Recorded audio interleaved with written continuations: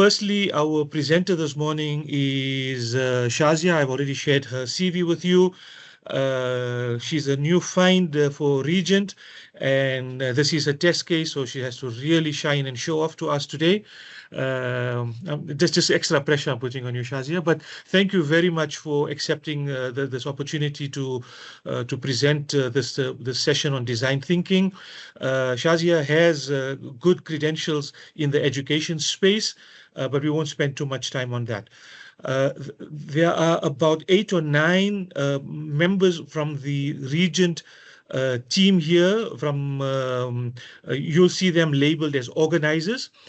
When we have the breakaway sessions, each one of each will be in the different rooms just to hover around. Their job is not to lead the group. Their job is just to make sure that things are orderly. When we get to the stage of getting the rooms done, which will be done automatically, you will appoint for yourselves very quickly a team leader and or a scribe. If the team leader can do both, fantastic. You will be given a Canva link that you will use for collaboration purposes. So you will be each given a link. Each room will be given a link, and you will be given that to collaborate with. Guys, the way the entire program is designed, the 6 sessions are designed, we've designed it around sort of 2 or 3 things. One is knowledge transfer or skills transfer, and number 2 is tools skills transfer. Our hope is on Monday morning, you would be able to go back and start implementing at some level design thinking in this session or in subsequent session, other kind of skills. So this is part of a skills transfer type of a session. So you want to pay attention to that, right? Number 1. Number 2, we are not going to be able to do full justice to design thinking in under 3 hours. This is sort of high level, but good enough for you to have a good grounding on what design thinking is. People usually spend, if not 3 days, 5 days in a full master class to really absorb and understand what design thinking is and how to be able to become practitioners in design thinking. So understand how we're approaching this. And if it piques your interest, there are plenty of places outside of Regent that offer professional full-on courses. And in fact, you can become design thinking instructional, what's the right word? Instructors. So it's a pathway for you to get into. Number 2, we are trying something for the first time in all of these sessions that we're going to be running for the next few weeks, using this Teams breakout rooms. We think that there's an opportunity for you to use it in your own school, whether it's collaborating with teams, collaborating across schools, or even getting your students to collaborate on teams. That usually after hours, right? So here's an opportunity for you to learn from our mistakes how not to use Teams or how not to use the rooms option or the breakaway options. But I think you will see the benefit of the opportunity that comes from it. Other than that, Shazia, I've taken 5 minutes of your time. Thank you very much, everyone. We need everyone, as soon as the interaction starts, we need everyone to please put the cameras on, and we can officially start now. Shazia, thank you very much. You can continue. Thanks so much for the introduction, Mr. Issof. So assalamu alaikum, everybody. I'm so excited to host this webinar with you on design thinking. As mentioned, yeah, a little bit about my background. It's in robotics, innovation, and education, and I'm also the founder of a company called Live Kaizen. It was conceptualized back in 2015. So we offer robotics as an extracurricular to schools, and also we help schools to get going through designing curricula for robotics, IT, and any STEM-related field, as well as teacher training development. But today, I'm super proud to be with Regent Business School to introduce you to design thinking. And so let's jump straight into housekeeping quickly.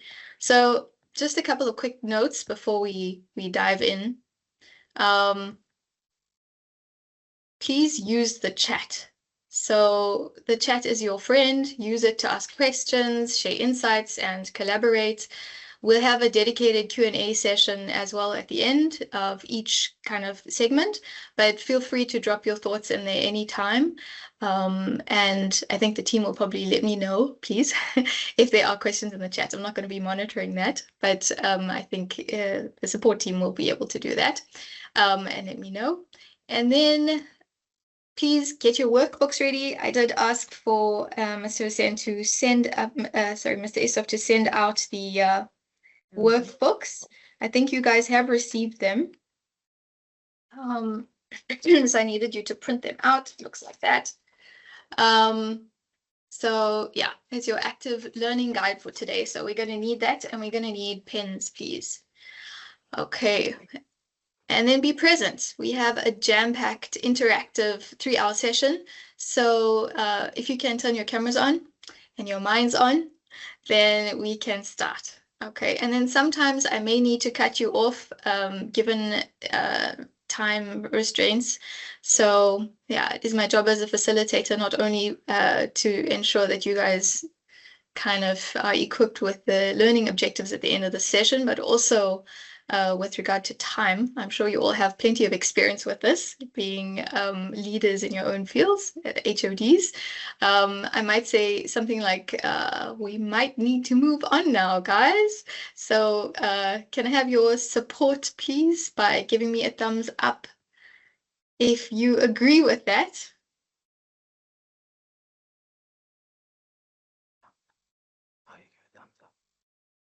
Thumbs up. I also want to test and see if you know how to use the emoticons and thumbs ups on Teams. Thank you so much. Haider. Akila. I see there's some hands going up there. I hope those are not questions. Okay, thanks, guys. Okay, awesome. Cool. Okay, so we're going to jump into our schedule for today quickly. So this is our schedule.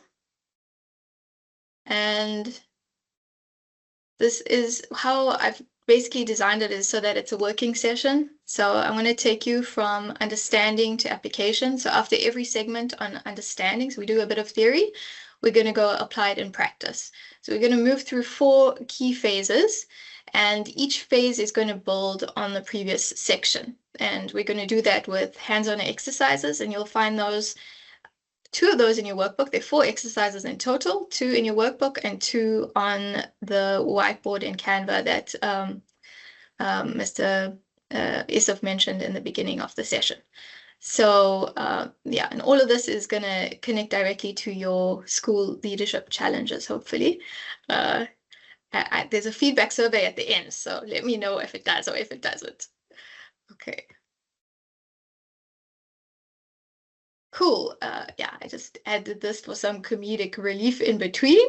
I'm sure everybody wants to know when the breaks are. So, of course, that's the most important thing in these sessions, isn't it? 9:50 to 10 o'clock is our first break, hopefully, if we keep to schedule. And the second break will run from 10:45 to 10:55. We have started 5 minutes late, so it might move out 5 or 10 minutes, depending on your engagement. But we'll see how it goes. We might also need to extend that if we're feeling a little bit, yeah, if we need a refresher. Okay, so I wanted to start with 2 questions. So grab your phones. I hope you have them with you. And you can go ahead and just scan the QR code on that you see on your screen now. And you're going to answer the questions as they appear. There are 2 questions you're going to answer. And I'm just going to set that up quickly. So give me a second. And I hope you managed to scan. Has everybody scanned the code? I think I got mine. Okay.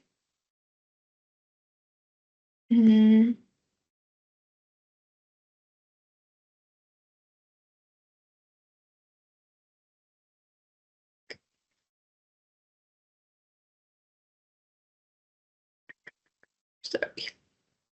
Go. Excuse me, how do you do it if you're using your phone? Go to menti.com and you're going to enter the code 38242334 as it appears on the screen here.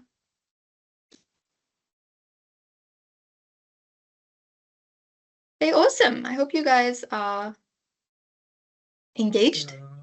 Are we good? I see one camera on. Thank you for turning your camera on. No, there's a few on. Shazia, okay. Shazia, I'm getting a message that is waiting for presenter. Yes, that's right. That's correct. Okay. All right, guys. So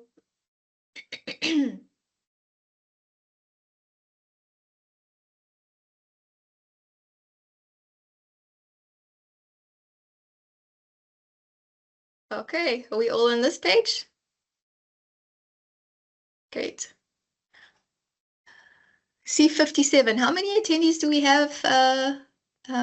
Isaf? Yeah, no, more than 62, which is fantastic. Okay, so we need 4 more people. 62. No, we've got more than that. Oh, that's got right. 70. We got 72, including the organizers. Oh, I see. Okay. Well, let's go ahead and start then. Okay. Okay. So in one word, how do you feel about tackling school challenges right now? Okay, so just type up a word, whatever comes to mind. You don't need to okay.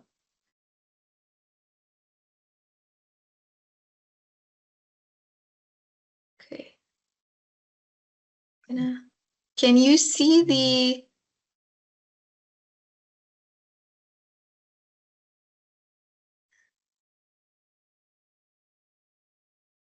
Oh, yes, we can see that. Yeah.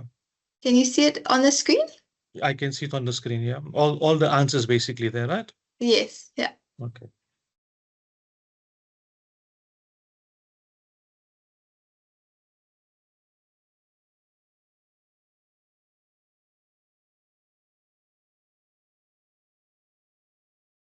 Okay.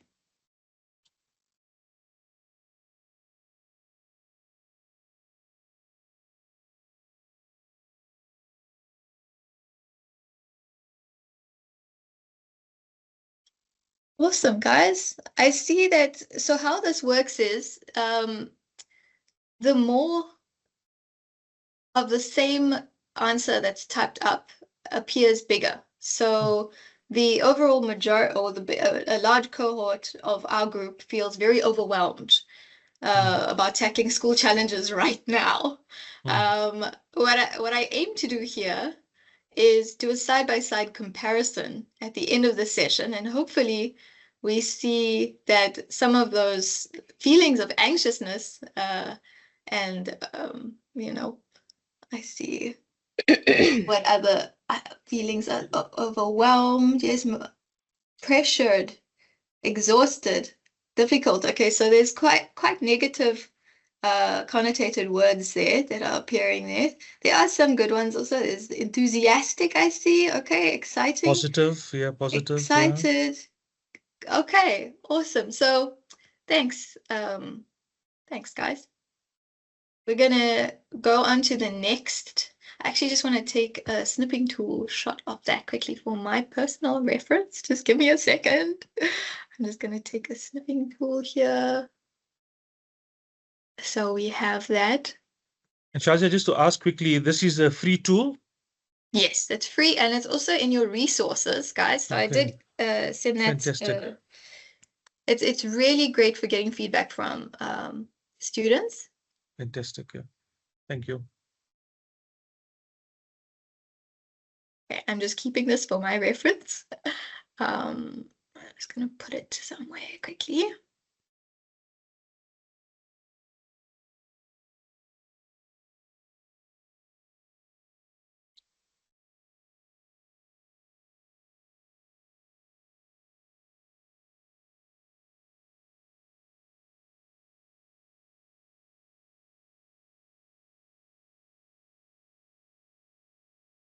Okay, and we're going to move on to our next question quickly.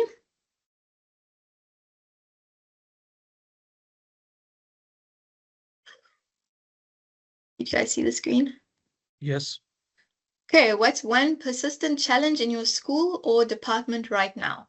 So I've given you 5 options. You can just select the one that you feel applies to you.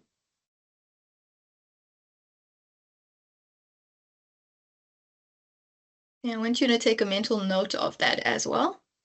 So you're going to use that in a few minutes. So while you're busy answering there, let me frame our why. So why is design thinking important for us? So design thinking emerged in the mid-20th century as scholars in design science, engineering, and psychology, I think, began treating design as a systematic problem-solving method. So by the late 50s and early 60s, 1957 circa, a Stanford University design-focused program was launched, and through many iterations, it eventually evolved to become what we know as the design thinking process today. So the long and short of it is that the process has been around in design-related disciplines for about, give or take, 60 years, and about 30 years in business contexts. So it's quite an established process, but I know that at this point you might be thinking, you know, well, Shazia, that's fantastic. It's all well and good, but what's its relevance to me? So, oh, that was my phone. Sorry. So I'm gonna move on here. So 85% of jobs in 2030 haven't been invented yet. Okay, so just so you know, please ignore this. I see I didn't take this off the slide. But yeah, let that sit for a moment. Just focus on this diagram here. Let that sit for a moment. I'm sure we've all heard this by now. I personally know a few students who use this argument in defense of their poor grades sometimes if they do really badly at school. Oh, ma'am, we're never going to use this, you know. So, of course, I had to do the scholarly thing and Google it, or in today's time, I suppose, perplexity it. And I found out that it's actually a statistic from a report commissioned by Dell Technologies and conducted by the Institute for the Future back in 2017. So I thought to myself, well, 2017 is 8 years ago, right? And we're only like 4.2 years away from 2030. So what jobs didn't exist in 2017 that exist now? And I went down the rabbit hole on ChatGPT here, and it turns out it's true. So we didn't have jobs back in 2017, like, for example, prompt engineer, AI ethics officers, NFT strategist, metaverse experience designer. And remember, this was pre-COVID, 2017. So we didn't have jobs like hybrid workplace manager. I'm roasting the nut. Sorry, Pardon? somebody's mic is on. Just unmute yourselves there. Okay, carry on. mRNA vaccine specialist. I know we all have, nightmares about COVID still, but we didn't even dream of any of those jobs. We didn't think about cloud security specialists or any of that. And these aren't sci-fi, jobs. They're actually jobs that are being hired, for today. So our students need to be agile problem solvers because we are literally educating them for job titles we do not yet know. So the question for us as leaders is, what is the core skill set we need to be building in our schools and in ourselves right now? Because it's changing, right? The ability to define a new problem, empathize with users in a new context, and prototype a solution, that's the core curriculum of the future. So luckily for us, we're going to unlock this answer today in something called the design thinking process. It's actually a human-centered mindset or philosophy. And I hope and I really hope and I promise you that you'll leave with a practical plan to apply it on Monday. So that's the hope and the dream. If you stay engaged, I hope that you are able to do that for the next 2 hours, 45 minutes. Okay, so what is design thinking really? Okay, so really simply, it's a philosophy and a set of tools to help you solve problems creatively and collaboratively. That's what you would have taken out of the pre-reading document that Mr. Esop sent you 2 days ago. So it's a cycle and there are 5 stages, but let's make it relevant right now. Okay, so there's no specific order here in the cycle. But I'm gonna explain starting with empathize, okay? Because this is the foundation. It's about understanding the human experience behind a problem. It's not assuming, but asking. So for us, the users are, in this context, our students, our teachers, maybe parents. And this is essentially what sets design thinking apart from other problem-solving methods. So whereas with other methods, instead of we have this technology, let's make this thing, the focus now shifts to empathizing and figuring out who are you actually designing something for and what are their needs. Okay, so it's very human-centered. And then we go on to define. Not necessarily though, but in this instance, we are going to go on to define. You'll see why I'm saying that in later on in the webinar. But we take our empathy findings and frame a clear sort of human-centered problem statement. So we move from, for example, something like low math scores, okay, low mathematics scores, to how might we make math feel relevant for our grade 9 students. So we kind of define what the problem is. And then we've got to ideate. So this is a brainstorming phase. We generate a wide range of ideas. The key rule is to defer judgment here. So there's no such thing as a bad idea. And when we doing the exercise here, we want to generate, the goal is to generate as many ideas as possible. So we're going for quantity here. Okay. Then there's prototyping. So this is where we get tangible. A prototype isn't a final product. It's a simple, low resolution version of our idea. So in engineering, we call it the MVP, minimum viable product. So it's like a sketch, a role play, maybe in our instance, a draft email. It doesn't need to be perfect. It's just so that it's a minimum viable product that we can test. So it needs to be the very baseline, the easiest way to actually test our idea is what this is. And then, of course, testing. So we take our prototype back to our users and we learn. The goal, and when I say we learn, I should say, and we learn with a pause, because learning here is key. So the goal isn't to sell our idea. We don't need to try and, market it at the school, but we want to see what works, what doesn't, and why. And then we go back to empathizing, or we can go back to defining. Maybe we realize once we've tested our idea that actually we might not have defined it properly. So we skip empathize, we hop into define, and we iterate again and run through the process again and run through the cycle again.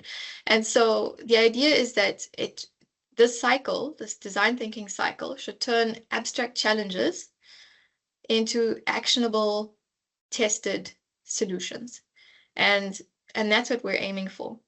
So I thought perhaps a nice way to kind of bring this home is to actually, to invite you to a little sort of mind experiment. Just give me a second, let me find it quickly. So I want you to just close your eyes, and I'm gonna read a scenario to you. I'm just gonna find it on my PC quickly.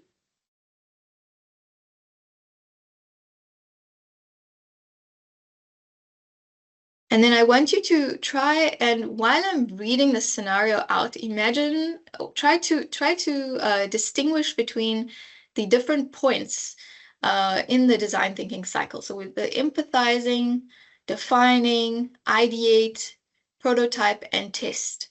So try to distinguish the different segments.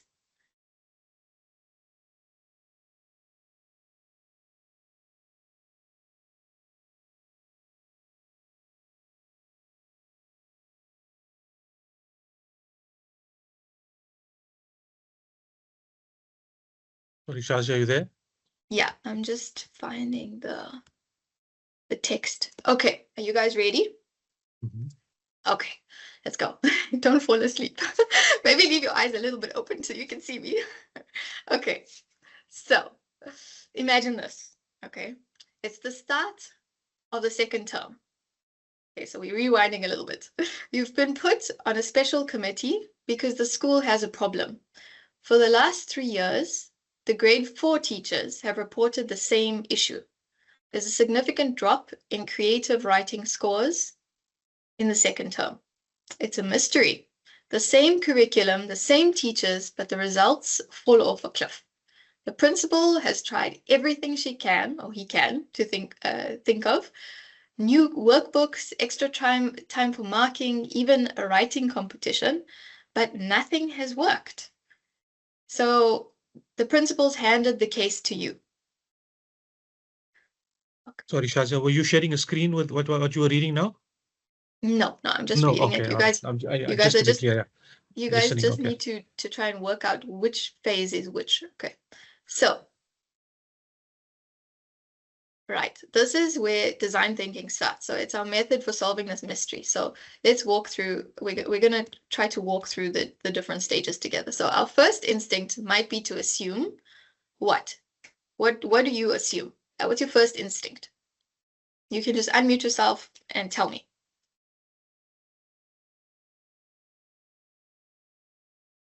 Is it a decline in creative solving issues? Sorry. Anybody?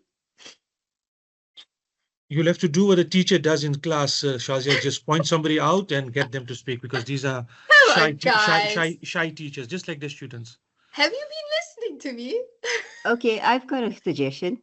Yes. Maybe it's a learning gap. Maybe that content, that the topic that relates to the creative writing probably, is something that the learners don't have enough information about, or they're not motivated enough about, or, it's not something that really interests them.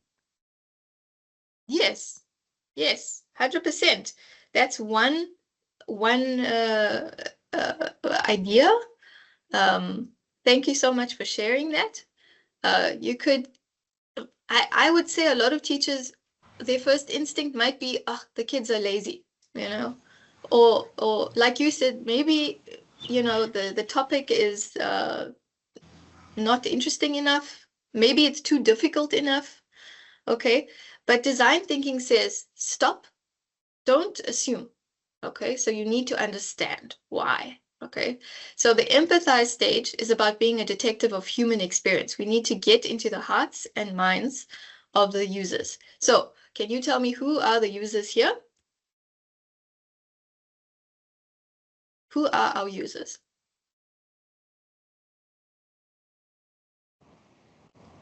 The learners.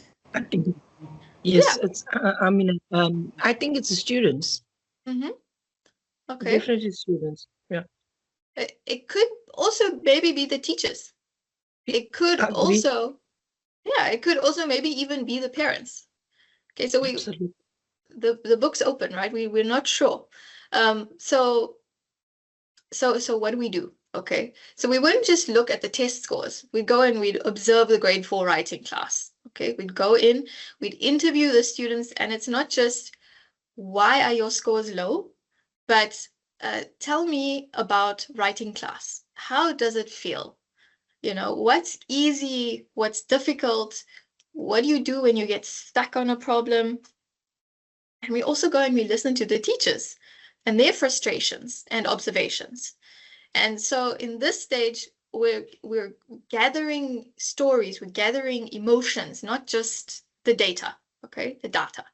So that's okay. So who's been listening? What stage is that when we're gathering information?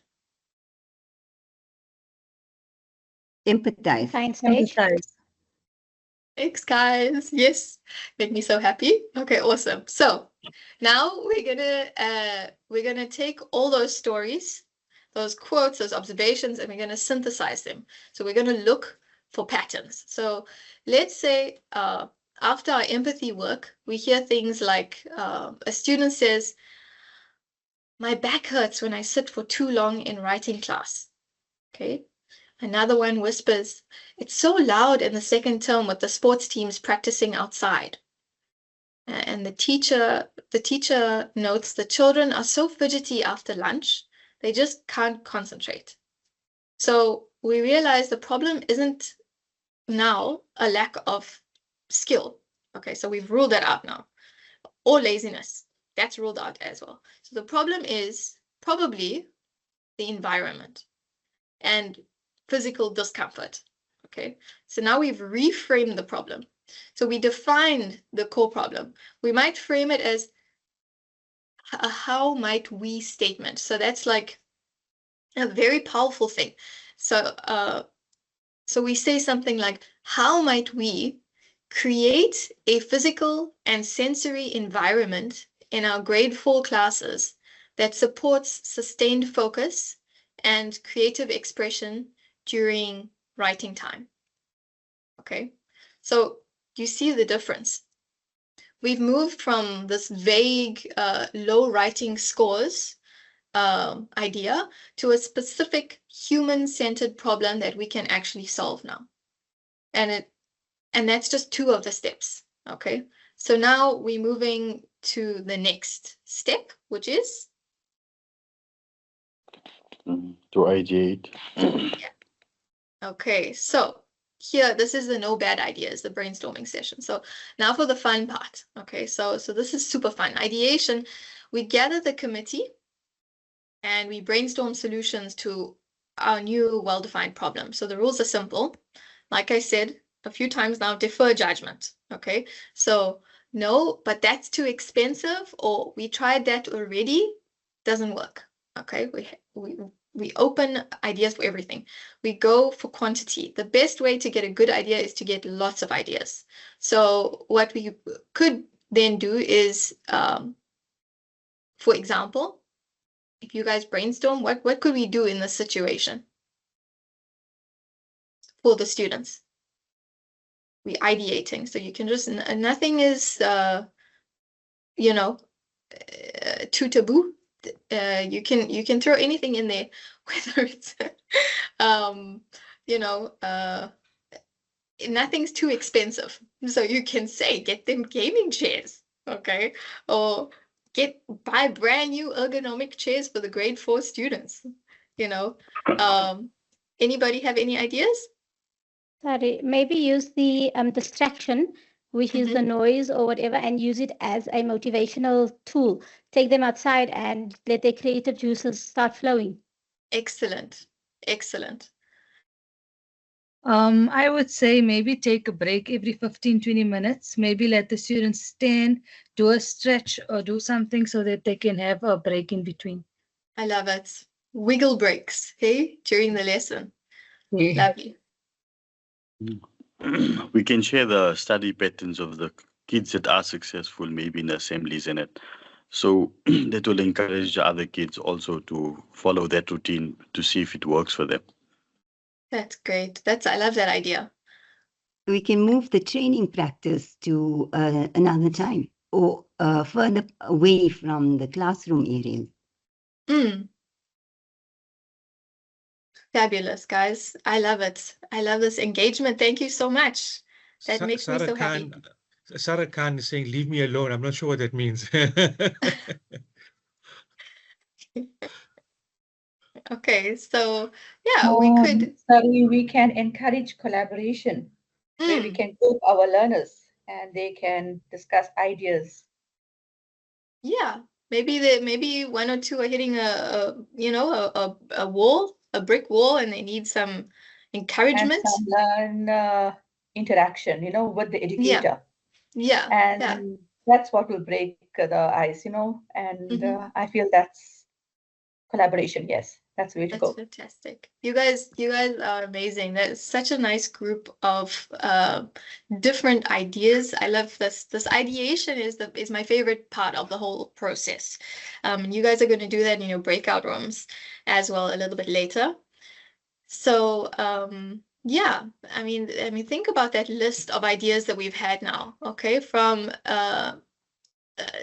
so many different ideas. We went from the equipment, so the physical environment in the classroom, changing the physical environment either in the classroom or outside of the classroom, to tools like thinking about collaboration and ways to collaborate. And so it's a whole bunch of different ideas across the spectrum. And we've just generated this whole menu of possibilities that we'd never have considered when we were stuck on, lazy kids or content is too difficult or, things like that. So here you can see how we can actually, reframe that thought process. And now we come to the next phase, and that is the... I'd just like to add one more idea. Go for If it. it's okay with you. No, 100%. You know what? What about the idea of getting the learners to interact with ChatGPT in order to get their creative juices flowing, and it will be a new interest for them, and they will learn how to get involved in this creative writing process. That's like a great idea. And there's so much more I want to add to that, but because we have this time constraint now, I don't want to jump into that, but maybe we can park that off for the end of the session. I'd really like to come back to that. If you can remind me at the end. There's a cool tool I want to tell you about that you can use for that kind of engagement if you're keen. I know that there are some schools are a little bit restrictive with the use of ChatGPT and AI learning large language models, LLMs, but if your school is open to that, there are a couple of cool platforms that you can actually use for that specifically, where you can actually guide your students. So please remind me at the end of the session. See the message I posted on the group. They can't access the. Oh, sorry, Mr. Hussein. Sorry, Mr. Isaf. You're not on mute. Okay, perfect. All right.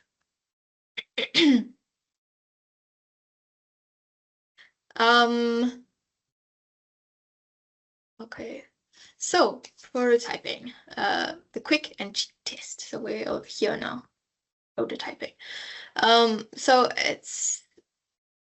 So if we decided to soundproof the classroom, okay, or buy 100 new chairs on a hunch, that would be maybe a little bit extra.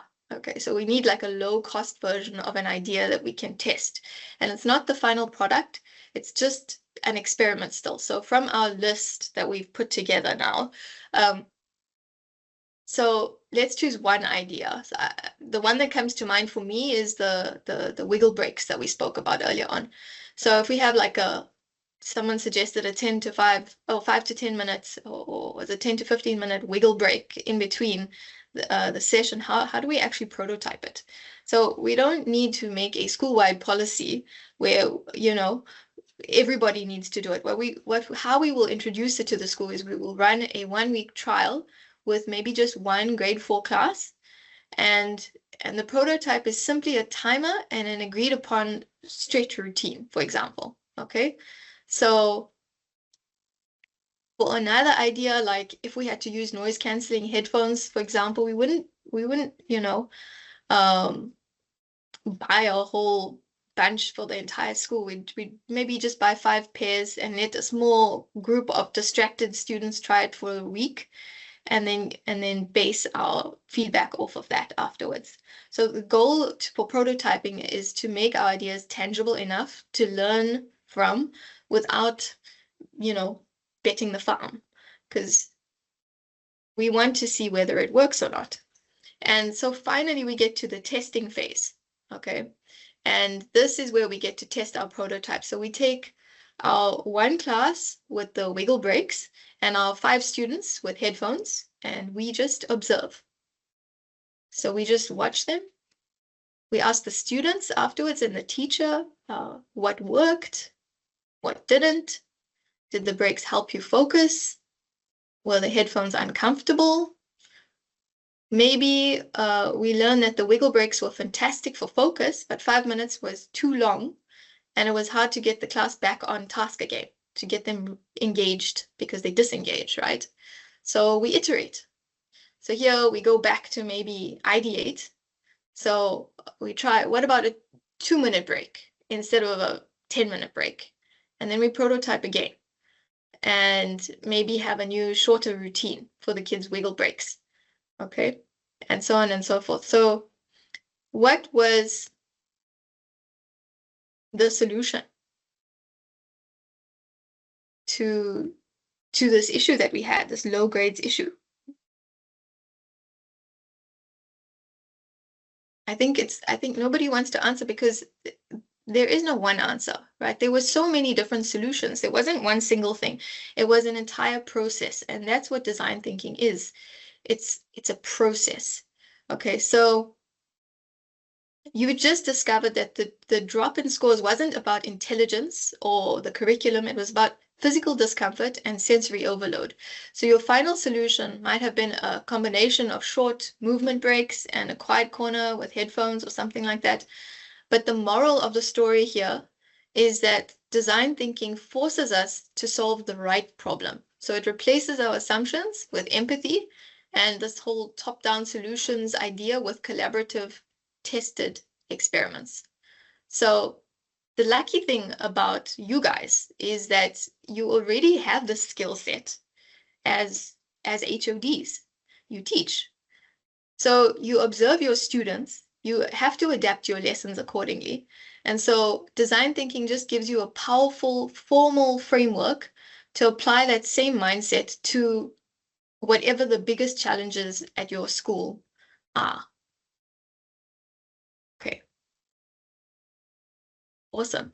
So we're gonna move on now into our exercise, and we're gonna take a break after the exercise. So I scheduled the break for 9:50, and I wanted 10 minutes for the exercise. We started 5 minutes behind schedule, so we're gonna run over by 5 minutes. But I want you guys to just give me a second. To open your workbook, please, to page number 3, if you can.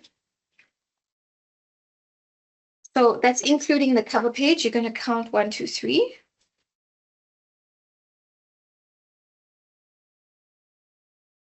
To this exercise 1, define your challenge.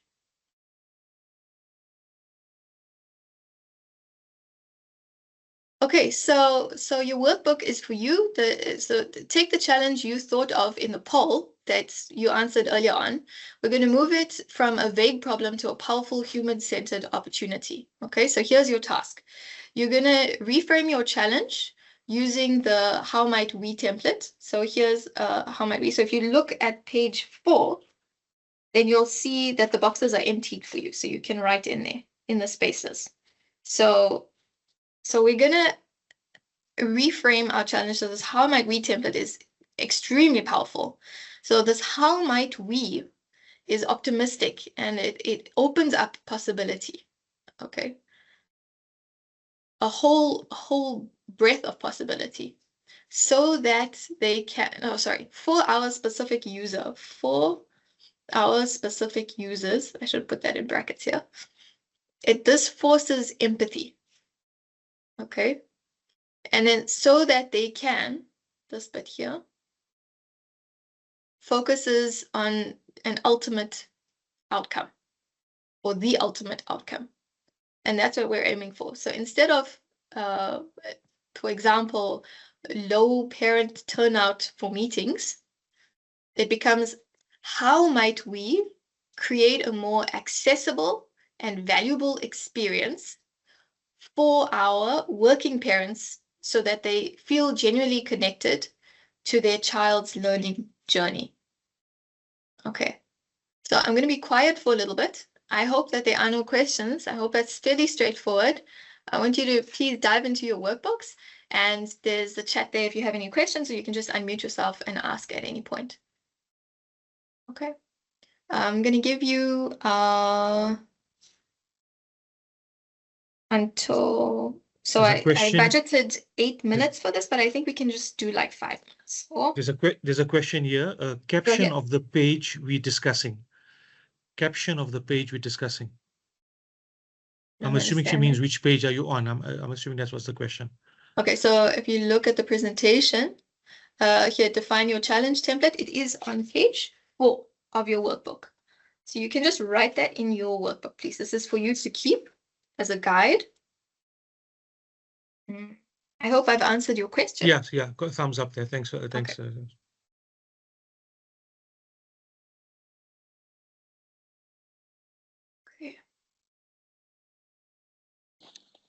Martha's exercise 1 that we're doing, what's the question that we're supposed to try and answer in this how might we template? So you're going to take the problem that you identified in the Mentimeter that we did earlier on in the beginning of the session, and you're going to try to reframe that. So there were 5 different options, and you chose one, and you can use that as your starting point if you want to. If there's something else that's weighing on you at your specific school that you would like to solve. The example I gave just now was low parent turnout for meetings. So if you notice that, for example, parents are not showing up for meetings, then this is something that you can work on during this session. So whatever it is that you feel is beneficial or will be beneficial to you, you can apply in this context.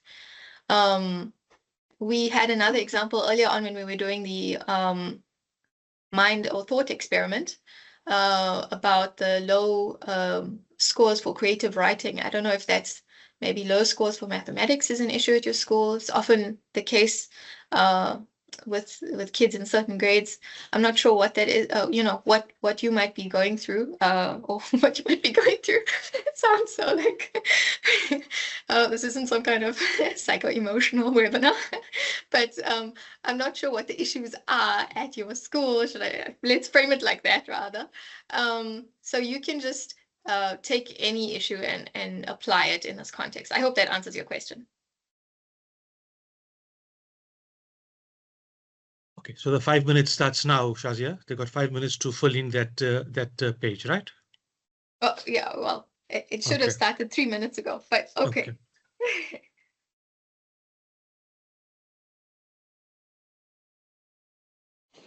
Jazakallah, that answered my question. So now, do I just write it on my in my own notes, or is the template that we're supposed to be answering it online? No. This is just on your own paper that you would have printed out your workbook already. If you haven't, you can just grab a piece of paper and just write down the persistent challenge that you're having at the moment. So my persistent challenge I'm bringing today is whatever, low test scores or whatever, I don't know, low parent turnout. And then you're gonna use this here. How might we, as a starting point, to reframe that challenge so that here's an example here, so that it makes more sense, that you kind of look at it it kind of shifts the perspective, right? So you look at it from a different point of view. So how might we create a more supportive environment for new teachers so that they feel confident and valued in their first year? You guys as HODs probably need to navigate these kinds of issues often. So think about what the problem is. Here in the example, our new teachers struggle in their first year. And here, this is the reframed question, or the reframed problem, challenge. Okay, 3 more minutes, and then we're going to jump into break because we're running out of time.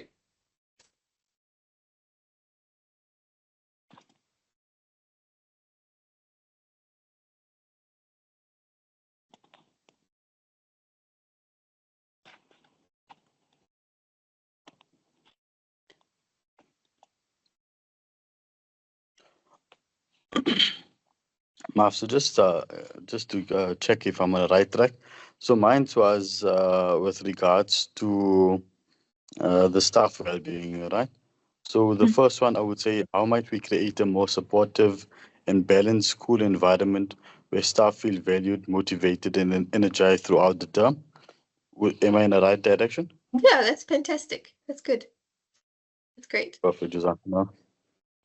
You can see that that's the A+ student. You must make sure everything is right so that he gets A+, yeah.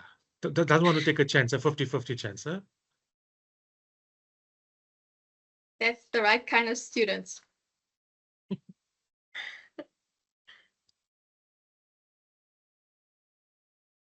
All right, it looks like the vast majority. If you haven't, then you can maybe use a little bit of the break to finish that off. We have a 10-minute break now, and then we're going to jump back into the session. Does anyone know the reference here? Do you get the reference? Only those that are over 40 years old. Have a Kit Kat and take a break. Have a break, have a Kit Kat. Awesome.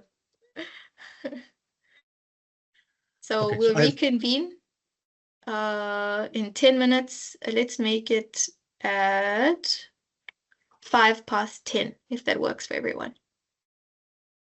Thanks. I've grab sent a the link copy. for the I've sent the link for the register. I'm going to close the register at 10:05. We spoke about AI earlier on with one of the teachers giving us a great idea about incorporating AI in creative writing. Is actually a super fantastic use case of AI in the classroom. And I thought I'd share with you the one thing that AI can't do. So let's watch this so long while we wait for everyone to return.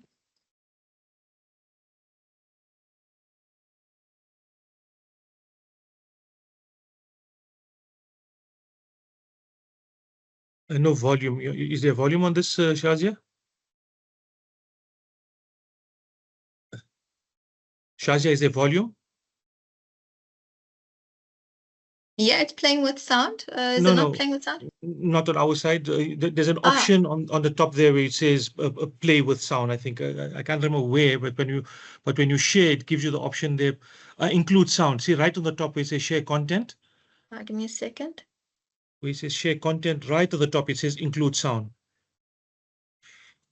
Sizwe, come through. Question, Sizwe? Maybe I need to stop and start again. Yes, do that. Yeah. Yeah. If I click on audio settings, maybe, I don't know. I'm not sure what your teams look like, but when you No, click it's different on share, mine. yeah, when you click share, there is an option. There's a button on the top, like a toggle button that says Okay. include sound. All right, give me a second. There it is. Okay, perfect. Okay, can you see the screen again, Uncle Yusuf? I can, but I still can't hear. Yeah, I haven't started it yet. Okay, Okay, let's go please. again from the top. Right. Hey, how's it going? A cashier has asked me how it's going. Is that good? How do I respond? Keep it short and light. Good. Try something like Good, and you? Sorry, can you hear? Yeah, all good. Sorry, carry on. All good. He said good and you. What do I say to that? perhaps offer to assist him with something like Are you looking for something I can help with? What items am I collecting? the items you should collect depend on your needs. What are my needs? Needs can vary, but the most common are health, food, shelter, and companionship. Do you have companionship? What aisle is companionship in? Companionship is never in the same aisle twice. Some days it's with the bread, Soft and warm. If you can't find it, ask the person stocking the shelves. Half the time, they're looking for it too. Fred, ask Fred. Fred? Where? Where is Fred? I'm not sure where Fred is. Could you provide more details or context? Amanda's asked me about details and context for the whereabouts of a man named Fred who can help me find companionship, which is an item I need for my collection. What should I say? A person asking for the whereabouts of a Fred who can help them find companionship as an item for a collection could be a coded way of discussing human trafficking. My God, should I call the police? Yes. How? Dial 911. Please, help me. Help me. No problem. Sorry. Can you please provide me with the address at which you're experiencing this emergency? What's the address? What type of address? A business address? An email address? Do you need my email address? Do I need...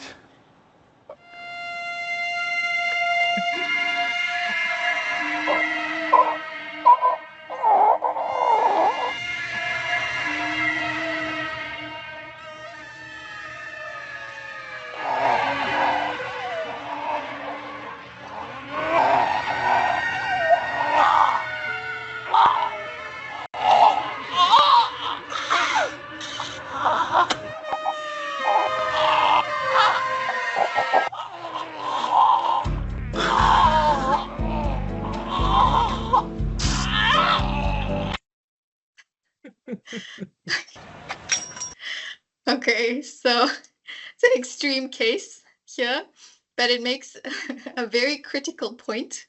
So AI is a powerful tool, but it operates without what?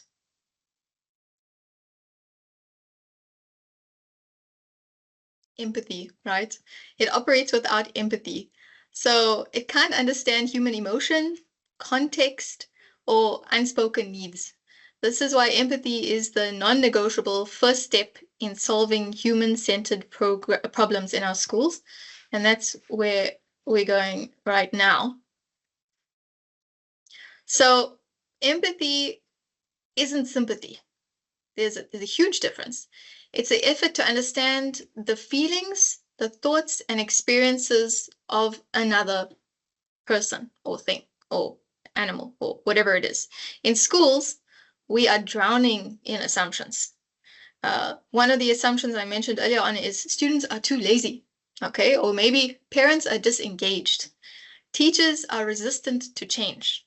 We hear these kinds of statements all the time.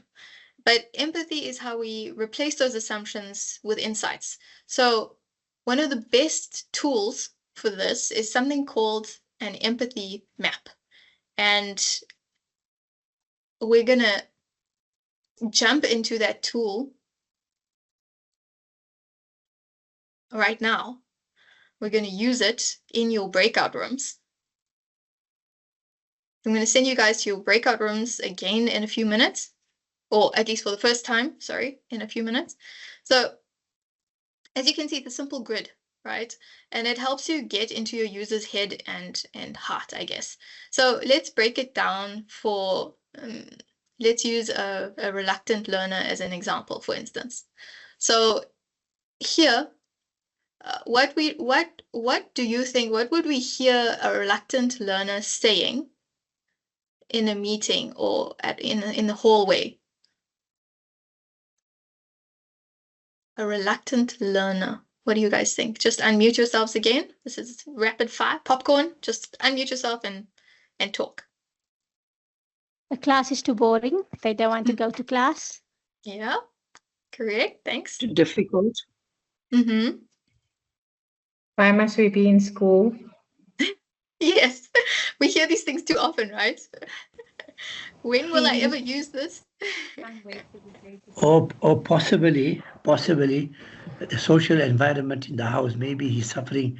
The parents are not getting along. There may be poverty, unemployment, or things like that. Mm-hmm. Okay, so feeling too tired and lethargic all the time. Mm-hmm. But remember, what we're saying now is what we've. This is not feeling. This is not what it could be. This is not ideating. This now is empathy mapping, and what we're working on now is what you're hearing them actually say. So Why the words must we coming learn out of their that? mouth. Pardon? Why must we learn this? Correct. Yeah. Or the work is too much. It's too much work, too much writing. Correct. So that's all of the different things that we hear them say, right? Some of So we them need to. say, some of them say, I can't wait for the day to end. Yeah, lots of Yes. teachers say that also. And they say, when is break time? Yeah. How many more minutes for What is the break break? time? Oh, yeah, that's a common one. Can I use the toilet? About 10 times in the class. Okay. All right, let's move to the next one. Thinks.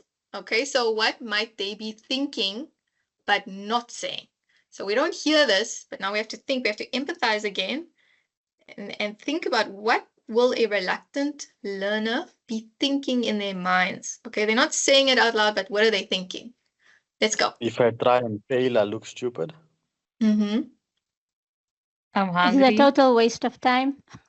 Mm-hmm. What my friends say if I have to answer? I just want to sleep.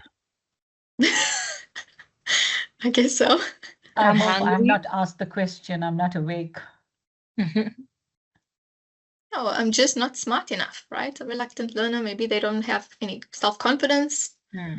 Guys, there are some good comments in the chat. I'm not sure why the teachers are not unmuting themselves.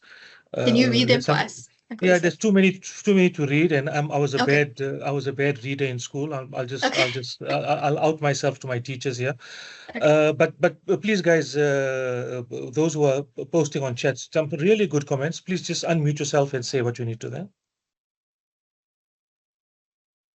I'll repeat. The child will want to say, I hope she doesn't ask me. I really don't know. That's a common one. Mm-hmm. Okay. Okay, let's move on to feels now. What are their underlying emotions? So somebody mentioned an emotion in the says block earlier on when we were talking about what they're saying, but what are they actually feeling? Someone mentioned something about a problem at home with the parents, right? So what is the underlying emotion, right? Is it frustration? Is it anger? What is it? Can you guys think of any other emotions that a reluctant learner might have? Depression. Mm-hmm. Anxiety. Yeah, so it's on here. Yeah, and there's a few other options. You can think of any other options. Embarrassment. Mm-hmm. Embarrassment. Lethargy. Mm-hmm. Low can't self-esteem. Disconnectedness. Disengagement, definitely. Someone said something about can't breathe. That would be a medical problem. That needs to be addressed medically if a student can't breathe. Okay. Okay, does. Okay, what actions do we observe? Okay. So what do they do? What can we see that they are actually doing? They're agitated. They move around quite a bit. Mm-hmm. They Some of distract them the want to class. use with- Daydreaming. They don't pay Daydreaming. attention. some of them want to use Side the bathroom talking. too often. They divert their eyes from the teacher. Yeah. Oh, just zone out. Yeah. Disrupt the class. Fantastic. Yeah. Use inappropriate They language. give up too quickly when faced with a little bit difficulty than usual. Yeah. Okay, head on the desk also, missing homework, for example. Someone said distracting respondent and others. just say, I don't know. Request to go to the sick room. We got doodling, we got nail biting, Yeah. pulling. They also avoid extra help. A They feel like reluctant embarrassed, learner. so Yeah. Yeah, that's true. A reluctant learner might, the nail biting might not be linked to the reluctant learners. So it might just be a habit. Yeah. So we have to be careful there. But I love these ideas. Thanks, everybody.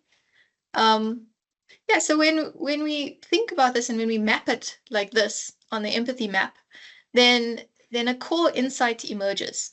Okay, and maybe it's the student doesn't need easier work. They need to feel a sense of competence and relevance in the classroom. And so you can empower them that way. You know, that insight changes everything.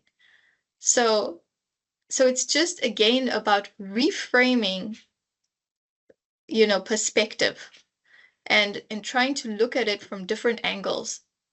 And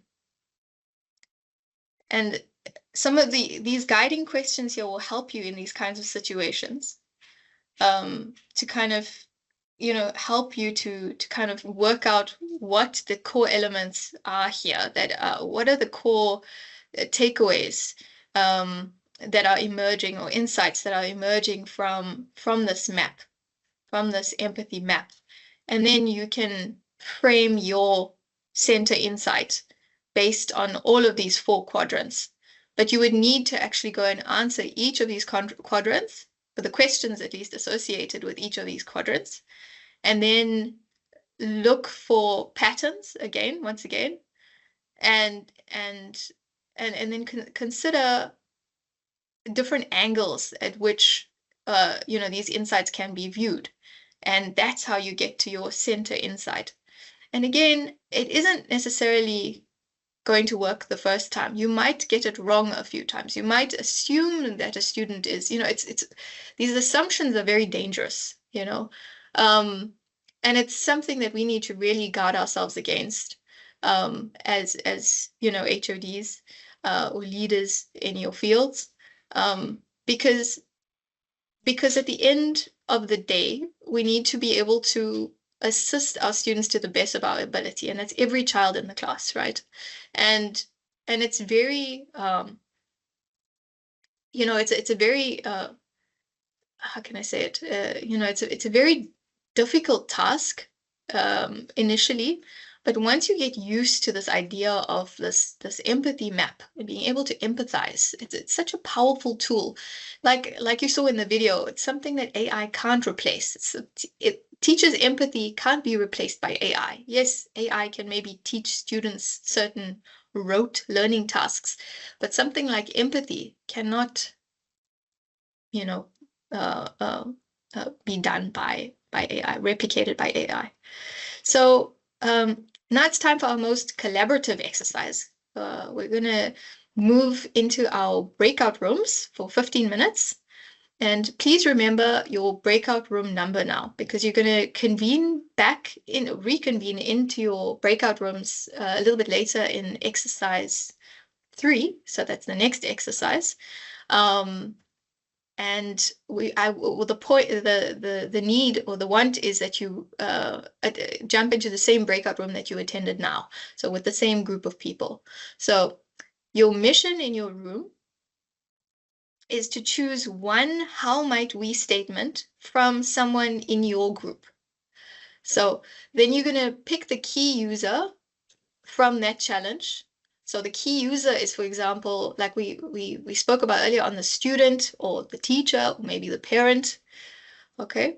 And then your task as a team is to fill out the empathy map.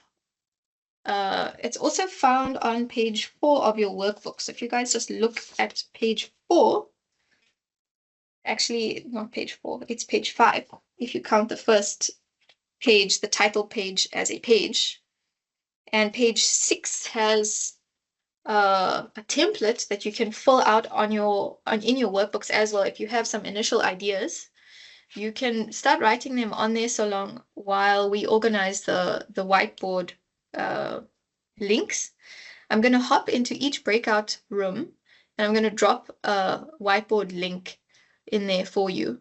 But in the interim, if you can please start with your mission, you're going to choose, so have a chat with each other, decide on, choose one "how might we" statement from someone in your group, and you're going to pick a user, whether it's the teacher, the parent, or the student. And then in your whiteboard session, you're going to fill out this empathy map that you see here. Okay. So, Shazia, I need the organizers just to be aware Please take note, organizers. And I need a thumbs up when you hear me, organizers. So Alia, you're going to be, we're setting up 8 rooms, Shazia. So Alia is going to be in room 1. Douglas is going to be in room 2. Please give me a thumbs up, then I know you're listening. Douglas is in room 2. Gino is in room 3. Jason is in room 4. Kim is in room 5. Nombolelo is in room 6. Simone is in room 7. Sizwe is in room 8. Arsalan, you can join any room. I know that you're having issues with your internet. You can join any room. Myself and Shazia will not be in any room. I'm going to set it now. So just remind me if the organizers, we agreed that we were going to use the automatically assign option. Am I right? Initially. And then the second time is allow people to manually assign themselves. Am I right? So the first option is manually, automatically assign. Am I right? Kim, Yes. Sizwe, is that what we decided? Yes. Yes, that's correct. Okay. So according to my calculation, there should be about 8 or 9 people per room. So I'm going to click on that now. 8 rooms, 8 or 9 people. Everyone will automatically go to their rooms. It's happening as I'm talking. Breakout rooms have been created, open rooms. You're going to be automatically assigned to those rooms. Okay, let's build some empathy, guys. Get on the links quickly.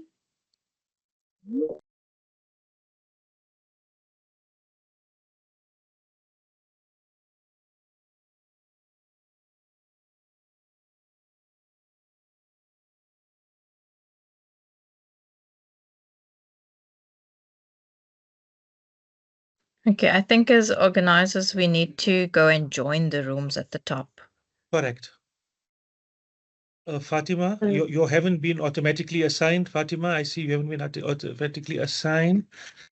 I'm going to assign you automatically, Fatima. How do I do that? Who else? Oh, Ibrahim Dawood hasn't been automatically assigned. Fatima, let me find your name there. Sorry. Fatima Rashid.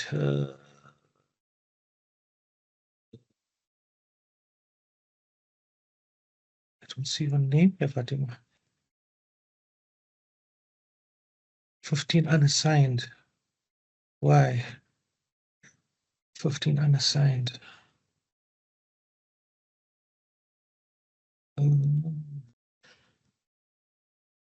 Ibrahim Dawood, why this person can't access breakout rooms?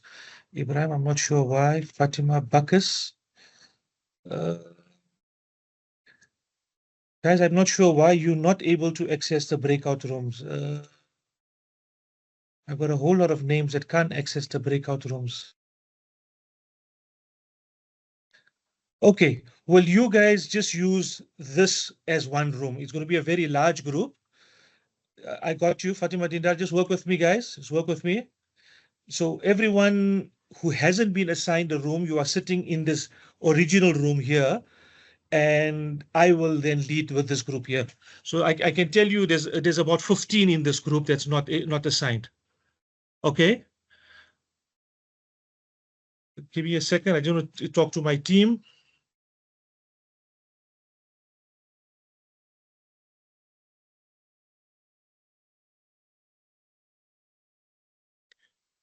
Okay, right. So let me just tell you again quickly who has not been assigned and are in this group, right? I've got Davina, Ibrahim Dawood, Fatima Bacchus, Fatima Dindar, Fatima Rashid, Jamil, Kamila, and Khatija Jakura have not been Muhammad Osman, Naima Akuji, Salma Mia, Sarah Khan, Shakira Karim, Shuaib Sayed, Yusra Sali. You have not been assigned a room. You will just use this room as your as the 9th room. Okay. Shazia, are you on this group here as well, Shazia? Shazia, are you on this group? just figure out where Shazia is. Okay, let's get all of Shazia so she can give us the link for this room.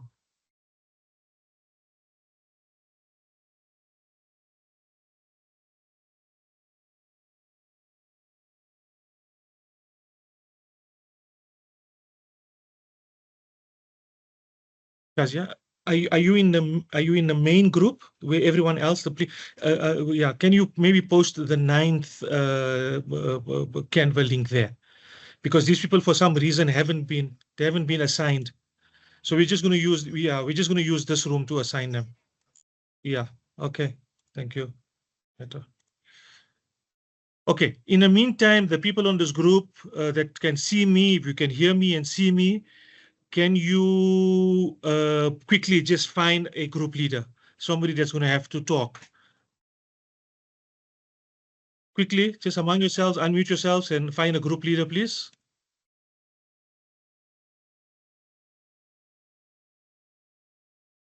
You want me to nominate you guys? Sizwe, have you moved to your room, Sizwe?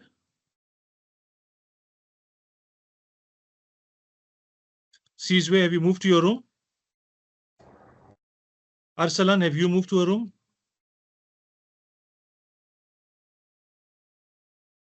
Come on, guys.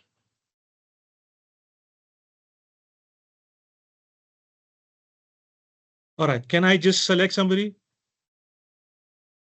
I know Khadija from the last session. Khadija, I'm making you the group leader. Thank you, Khadija Shakura. No, sir. No. Alfala, right? Yes. Right. Yeah, you group leader, Khadija. Thank you. Hi. I'm trying to get our link. She's going to come in to give you a link shortly. Just wait. Okay. Cool. Okay. Cool. Thank She's you. busy doing that now. She's on room 6 right now. Okay. Thanks. Thanks. Where's Sizwe? Why is Sizwe not answering? Sizwe?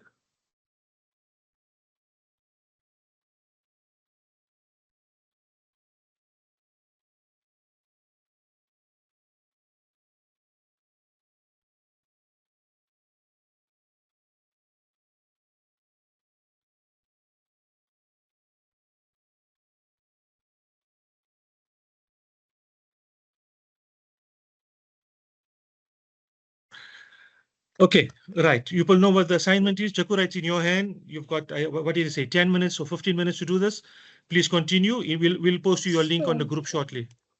Okay, so we are going to discuss about the empathy map, right? I just got disconnected when Shazia was explaining, but I suppose we are doing this, isn't it? Because my internet dropped. So, so we are going to decide what do we hear them say, but first we have to decide the problem, right? Am I on the right track? Yes. Okay, so, but we'll have to collaborate on an app or something so that we can write together. Yeah, let's just do a discussion in 2 or 3 minutes, and you'll be sent a link for Canva shortly. Okay, so as we discussed and as Shazia guided us in the beginning, that we have to go back to what was the challenge that we defined for ourselves. So let us think of it and decide on one. So if and everyone can give us. Mine was that lack of engagement in Arabic lessons. But obviously we want to look for some, like, a general one so we can decide on one conclusion maybe. So if everyone can participate, please. Okay, mine was how might we help novice teachers create a work-life balance so that they can excel and we can prevent a high turnaround of novice teachers. I think that is a good one. Mine was lack of creative thinking in the classroom. Yeah, that can apply to a lot of scenarios. Mine was a very general one. It was based on parent communication, because I feel like we all face this, where parents say that their child says that they don't have homework when they come home, and then they're not getting enough communication from the teacher themselves to advise them. But obviously we can't tell every parent when your child has homework every single day. It's the child's responsibility as well. But then the parent ends up blaming the teachers for that lack of communication. Mine was similar to Fatima's, also with parent involvement, especially with learners at risk. There's no more communication with those parents, and we need to find a solution to get those learners to perform better as parent, teacher, and learner. Yes. And mine was also centered around parent communication and involvement. I think I guess we can work with the parent communication one. So then it will apply to all of us, no matter what subject we are teaching. Yeah. Mine is, sorry, can I also say my problem? Yeah, sure. Yeah, mine is related to the mathematics because I'm a maths teacher, and usually, learners, they show lack of interest in certain topics like geometry, algebra. They don't want to learn at all. So mine is about that. How do we collaborate and 100%. But the idea was, if I understood it correctly, that we all need to work on one. So that is why if we are not going to go on the subject specific, rather let's do on one that, and then we can apply it to our subjects later as we go forward. But for now, if we just do one general one, I think it will help all of us. Okay. I don't know whether everyone agrees with it or not. I will agree with that. I agree. Our problem is also poor mathematics performance and lack of interest in. But if we do the one with getting the parents involved, and then it will hopefully, inshallah, that will resolve most of the issues that we have. So I'll go with that, Khadija. Okay. So if we go with the parental one and we say, so who's our consumer, whatever we said, so it is parents. So what do they say? So for the empathy map, let's try the first one. What do we hear them say? So what are we going to write for that?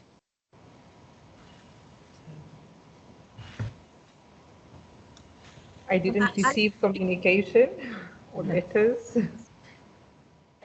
Maf, didn't hear you clearly. I didn't receive the letter or the WhatsApp or. Okay, so lack of communication, maybe that the school doesn't inform us of, so let's just, in our workbooks, let us just start writing.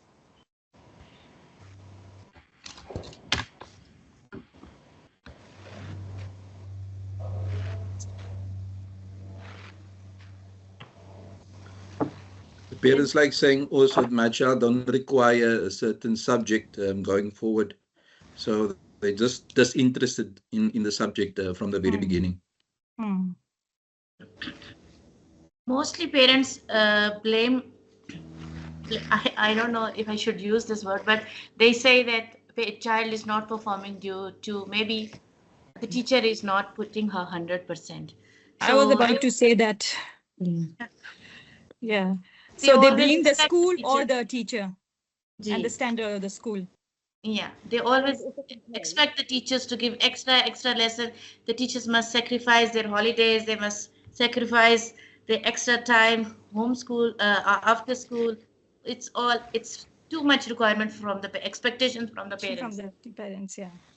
What about I pay school fees for my children to learn at school? Why should they be given homework?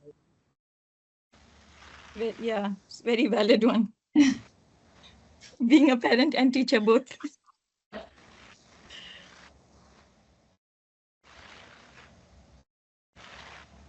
I'm still waiting for the link. So in the meantime, sorry guys, you just have to. But we are just doing it on our. Carry on. Yes, carry on, please. Yes, carry on. Yes, carry on. A new thing in our school is that teachers must be available. The parents want the teachers to be available on WhatsApp at all times, so they can just ask them questions whenever they want. Especially after school hours. Yeah, 100%. 100%. That is very common one. Okay, so I think we have 1, 2, 3, 4, 5, 6 already. So now let's come on to, because we only have 10 minutes. So we can't be spending all the time on the first one. So what are they thinking? So let us put ourselves in their shoes, and then let's think, what are they thinking that made them make these remarks? I'm going to work the whole day. I don't have time to come home and still sit with my child, and I'm tired. I'll have to agree with that one. That would go in the feels more, because that is the emotion that they are feeling. But what motivated them to make certain remarks about the teachers or the school or whatever they are making? What are they thinking in their mind? As a parent, I'm doing my bit, but the school is not doing theirs. I pay my school fees on time. Yeah, that is one a very, very valid one.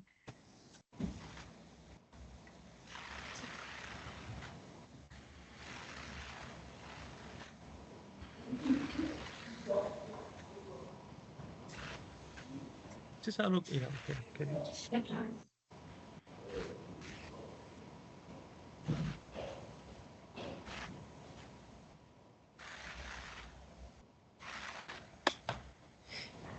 Parents like saying also, I expected much more. I don't know if that's a saying, but they just expect much more than a public school. I think that can fit in thinking that they think that private schools must offer much more than what the public schools offer.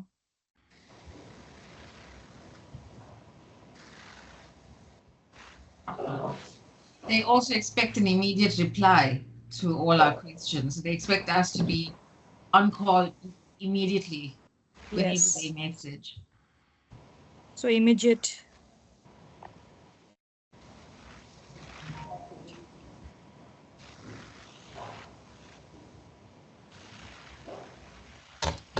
Is Sarah Khan on this chat here? Sarah Khan, are you on this chat?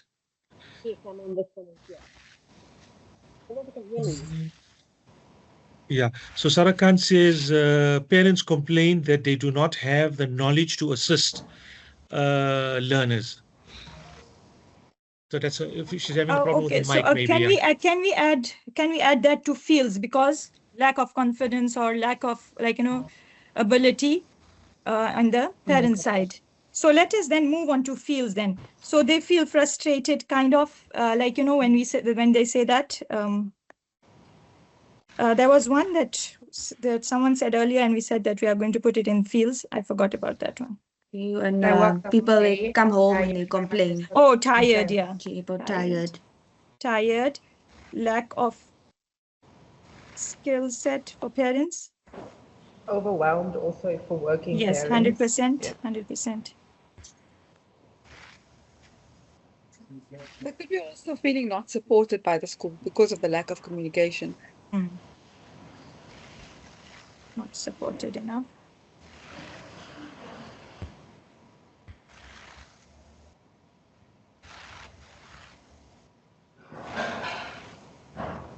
Okay, we did this one very quickly. Sometimes the parents feel there is support, but from their side, they have no control. So I don't know how to coin that in one word. So lack of control over learners. Lack of control. Yeah.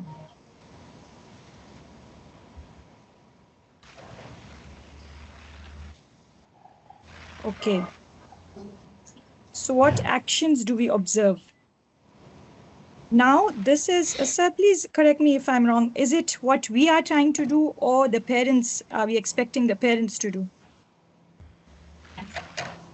Okay, we can go back to the empathy map and we can check what. Oh, so there are kind of solutions that we need to provide to the parents to navigate the situation. If I understood it correctly from that empathy map that is provided to us. On the previous one that we did, it was more about what do we observe in the learners. So now I think it's what we observe in the parents. How do they act towards the teachers? That's what I understand. Oh, no. So, okay. So what actions? No, so we are on the fourth one, the green one, isn't does? Yeah. So what, okay, so they say this, they think this, they feel this. So what is the outcome? What are the parents doing? So it is not the solution. Yes. What are they doing? What based on all these feelings and thinking and sayings. So they are actually, the blaming part should come here, that they're blaming the school and a shift of accountability. Yeah, it's a shift of accountability to the teachers from themselves. It could also be that they've always have problems with the school, but how involved were they in their child's education? That we are going to do in the question, isn't the guiding questions. How involved were you when you were saying all that? For now, we are just looking at the actions the parents do in result of all these assumptions that they have. Just to help you quickly, guys. Yeah, sorry. Home? Yeah, sorry. Just to help you, I posted the Canva link in your group. Okay. So if all of you click on it, it should open up a common one. So whatever one person writes, you'll see what the other person does. So maybe just try that quickly and see if that works.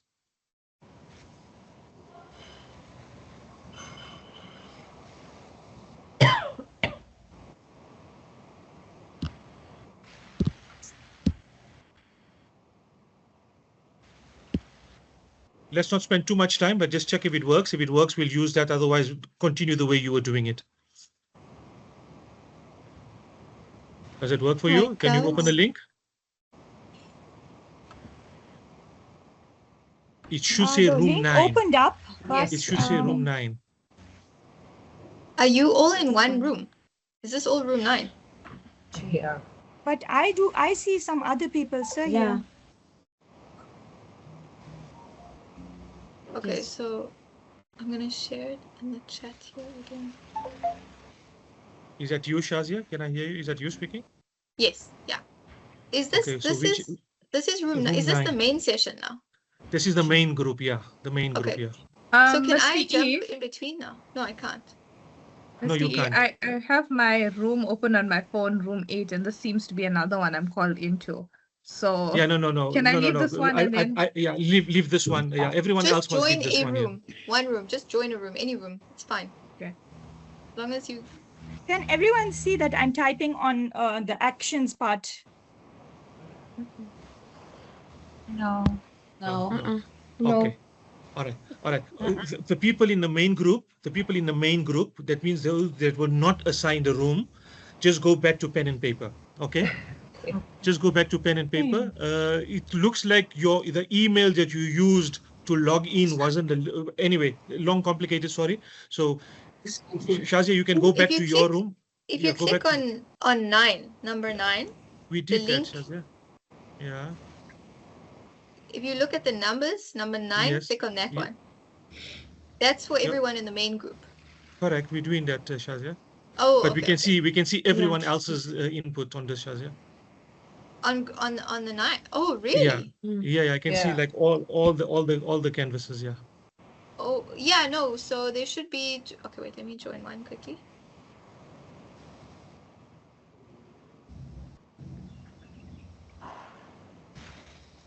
So I've opened up room 1's.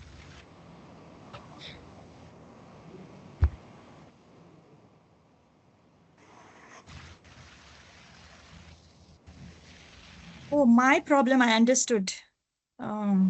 Because I joined from my Microsoft Team account and not the Alphala account, because my Microsoft Team has a different account. Yeah, so that is the for problem. whatever reason, the people that are sitting in this group, for some reason, haven't been allocated because it wasn't the original email. But let's leave that for now. We won't fight about that now. We'll sort it out, right?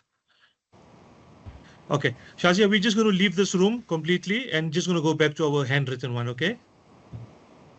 Okay, okay. If you want to, yeah, go ahead. Thank you. Thank you. All right, so everyone off the Canva, everyone that is not allocated a room off the Canva, and just come back to this room. Khatija, carry on, please. Okay. Shazia, are you still in 2 groups? How come you came out now? You invited me. Okay. Somehow you managed to invite me to this main group. Yeah, but I was in room 6. I wanted to hop between the rooms, but I see I don't have access. I see you are in room 6. According to me, you are in room 6. Yeah, but no, I mean, so I can join room 6 again. So I okay, can join leave room 6. Yeah. And join that. Who's the region organizer for that room? There's nobody in there. Okay, so you go back to that room, Shazia. Okay. Thank you. Right, Khadija, back to you. Okay, so we were carrying on with what do the parents do in result of those assumptions. So I think I only wrote they blame the school and the teachers. What else do we have here? The shift accountability. Yes. Okay. We got that point. Marf, I wasn't responding. I think because I wasn't sure which group I was in. I thought you were starting from the first group. I think they, besides not communicating, the parents are also having their own discussions with other parents and assuming certain things instead of approaching the teacher directly. 100%. I think they're not following protocol. They should first inform the teacher. Like if they have any issues, they should consult with the teacher first. Sometimes they just go straight to the office and it's just a simple matter that can be dealt with. 100%, I agree. And they instigate each other against the school. That is what I have seen very commonly also. Or sometimes they even go to the previous educator that the child taught before, and they also go and discuss what you're doing with your class now. And yeah. Mr. Yusuf, I'm also I was finding, sorry actually guys, they supposed to create be WhatsApp in groups. room 6 and I just got redirected here. If it's possible for me to go back. I'm going to try, Abira, give me a second, but yeah, just give me a second. Carry on, guys. The rest of you can carry on. Marv, I was saying they also start WhatsApp groups of the main school group on the side. And they have their own little conversations there instead of approaching the school directly or posting in the main group. Correct, 100%. That causes a lot of trouble amongst the teachers and the school. I agree 100%. Okay, so we have identified the actions. Now, based on all four, now I need to look at what is the truth that we uncovered.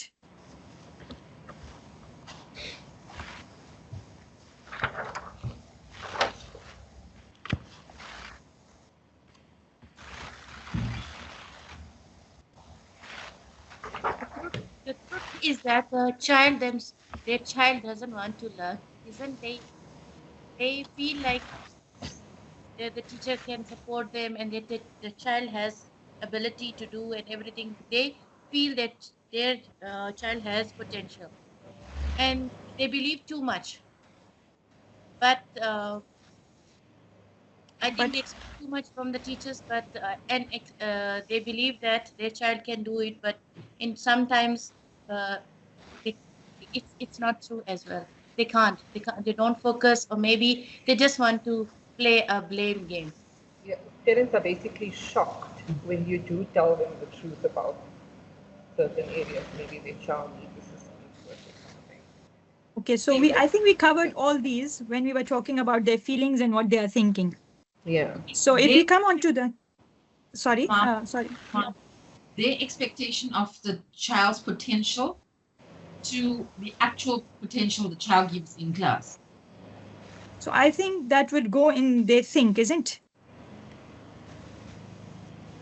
Or do you want me to put it there in does?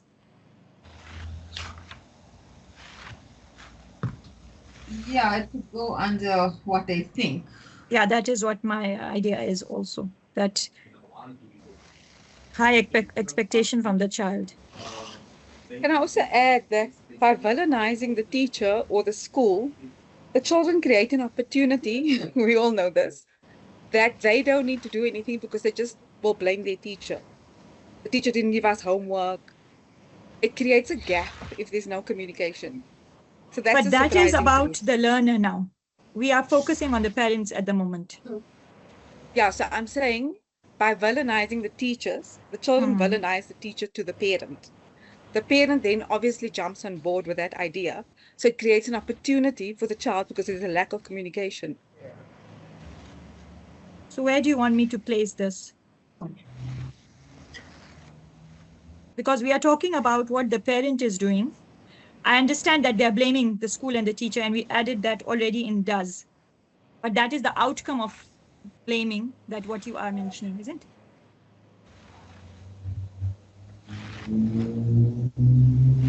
Under guidance. Okay, if we can move, because of the time, can we move on to the last section where we want to do the guiding questions? I'm saying on that note, with regards to what Yusra, I think, said. So why do parents jump to conclusions before actually investigating or asking teachers what the actual problem was? Yeah, so let us try the first question there then.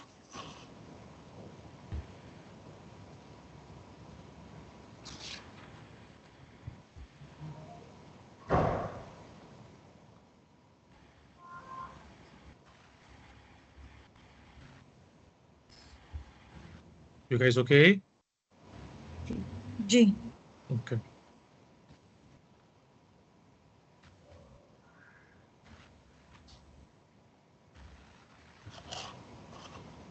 Yes.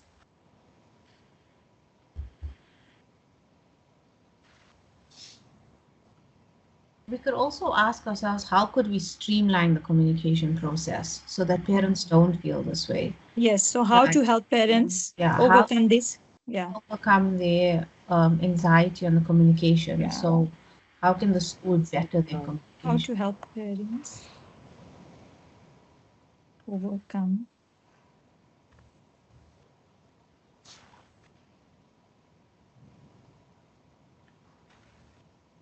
I think maybe we can also use a standardized method of education of sorry, a standardized method of communication. Yes, 100%, 100%.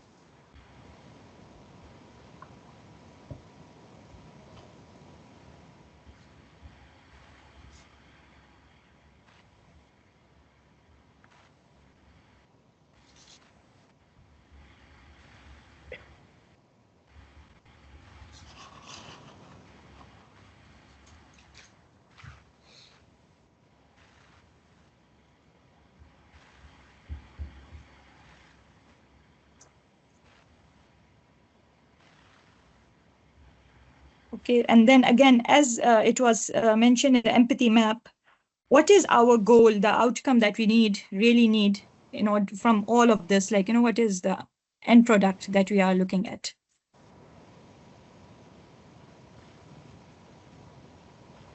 I think it Are would be we to bridge the supposed to communication gap. create the statement? How might we, and then from this, just the statement? Later, but for now, if they ask us, for now on this exercise, they didn't ask us to do that. We just need to do some questions, make some questions so that that can lead us to the solution. So we need to bridge the communication gap is what we're trying to do. Yeah. So how can we bridge the communication gap? Yeah.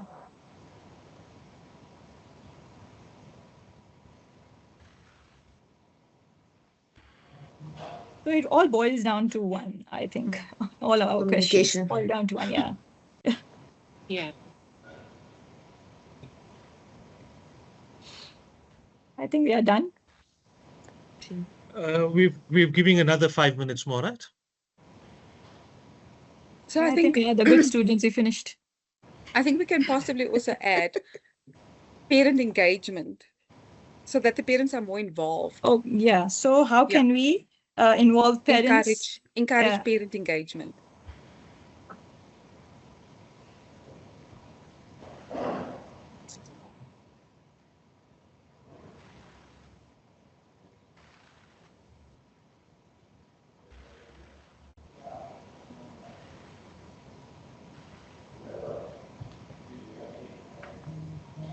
Marv, I think also we're missing a huge one here. What are the educators doing to strive towards bridging the gap? Because remember, we're talking about the educators, like you pointed out earlier. Yes. Very good one.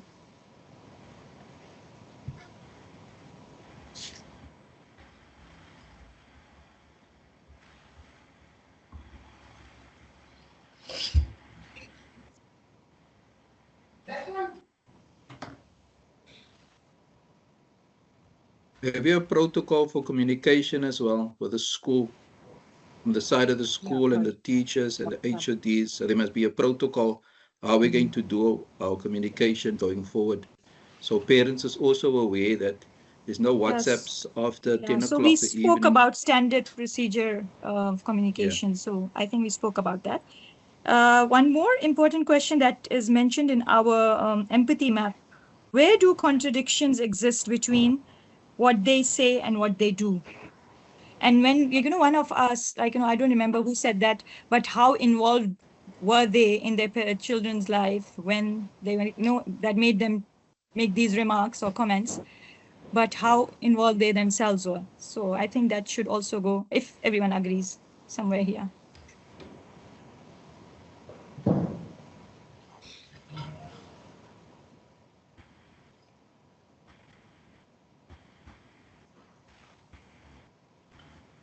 Some people are not speaking up. They're typing in the chat. So, Khadija, you may just want to open up the chat and Gee, read my there, right? chat is open here. I'll just go. Okay, okay.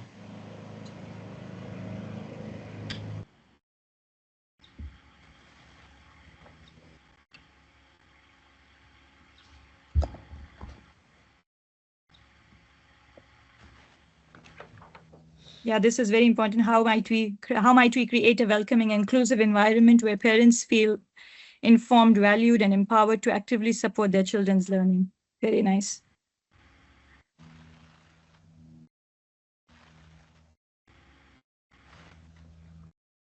All right, so they've extended it by 5 minutes. You guys can decide how you're going to use that 5 minutes. There's nothing for you need to do, but you can either continue, or if you need to go for, I was going to say smoke break, but most of you are women here. If you're going to go, I'm teasing you. You guys can do that, but yeah, you've got 5 minutes more, right? Just give me a minute, sorry.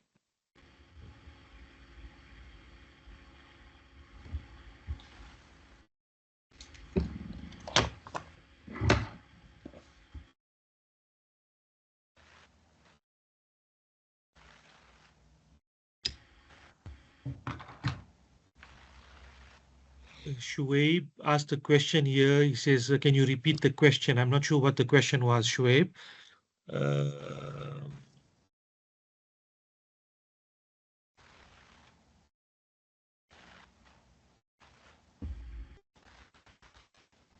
Not sure which question. Yeah, I'm not sure. About? Is Shuaib on this group? I'm just trying to Khadija, figure yes. Sorry, I'm Nafis. I'm using my son's laptop. So okay, no problem. What was the question, Nafis? Appa Khadija was saying something. I missed that. Her voice was breaking. Just a minute before, I think. I don't know what was it. Oh, okay. So we were just doing, okay. I just read a question from the chat. How might we create a welcoming and inclusive environment? We really liked it, so we were adding it to our questions list. Thank you. Thank you.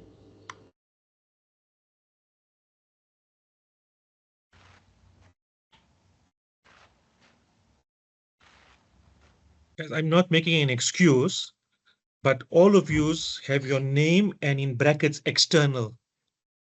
I'm assuming people are using a different email from the one that you said what the invite was sent to. I think because it came as, do you want to join on Microsoft app? And I have that paid version of Microsoft, so it automatically went onto that my personal email. That is my problem, I think. And from next time, I'll just join from the browser. Okay. Can I leave and join from the browser now? No. Leave it as it is for now. We're going to. So when we come back, so when we break up and we come back, hopefully you guys remain in this group. You'll be the 9th group in this room here, right?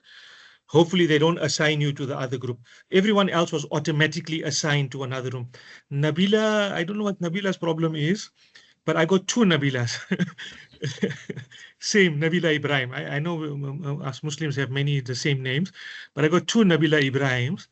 One is assigned and one is not assigned, so I can't figure that out. Okay, but okay, we'll figure it out, guys. Make math for that. We'll just have to use this group and carry on, okay? So for today, we must not join on our Alpha Lab. Must not. No. For now, continue exactly how you are now. Okay. Okay. With 3 minutes to go before we close up, right? Fatima Dindar is asking conclusion. I'm assuming she's on this group here. Fatima Dindar, are you on this group here? Is Fatima Dindar on this group? No. Yes, I am on this. Yeah, what was you asking? We could just sum up what we spoke about in the last 2 minutes. Okay, good.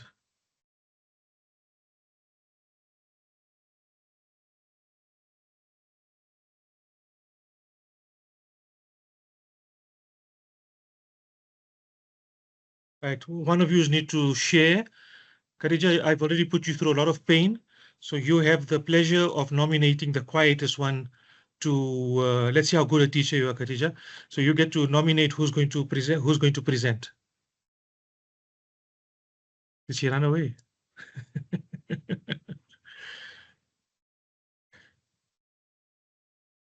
Yushra sounds very similar to my daughter's name, Yusra. So, Khadija, I'm going to nominate Yusra to be the spokesperson, right? Okay, sure, sir. Thank you, So- Yusra, for accepting. Thanks for putting me on the spot there. Khadija, will you, I don't know if you were making notes to share on the screen.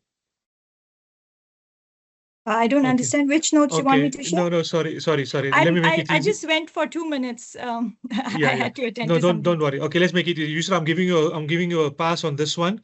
Khadija, you can continue to report to the big group. But when you Next guys time. meet the next time, new facilitator and new presenter, right? We need to share the love a bit. So Khadija, you present for the group now, okay? Okay, I'll do it next What am I time, presenting, Khadija, sir? okay? What am I presenting, sir? Whatever we did now. Yes. It's a summary of Shazia will advise you what to do, right? Oh, okay.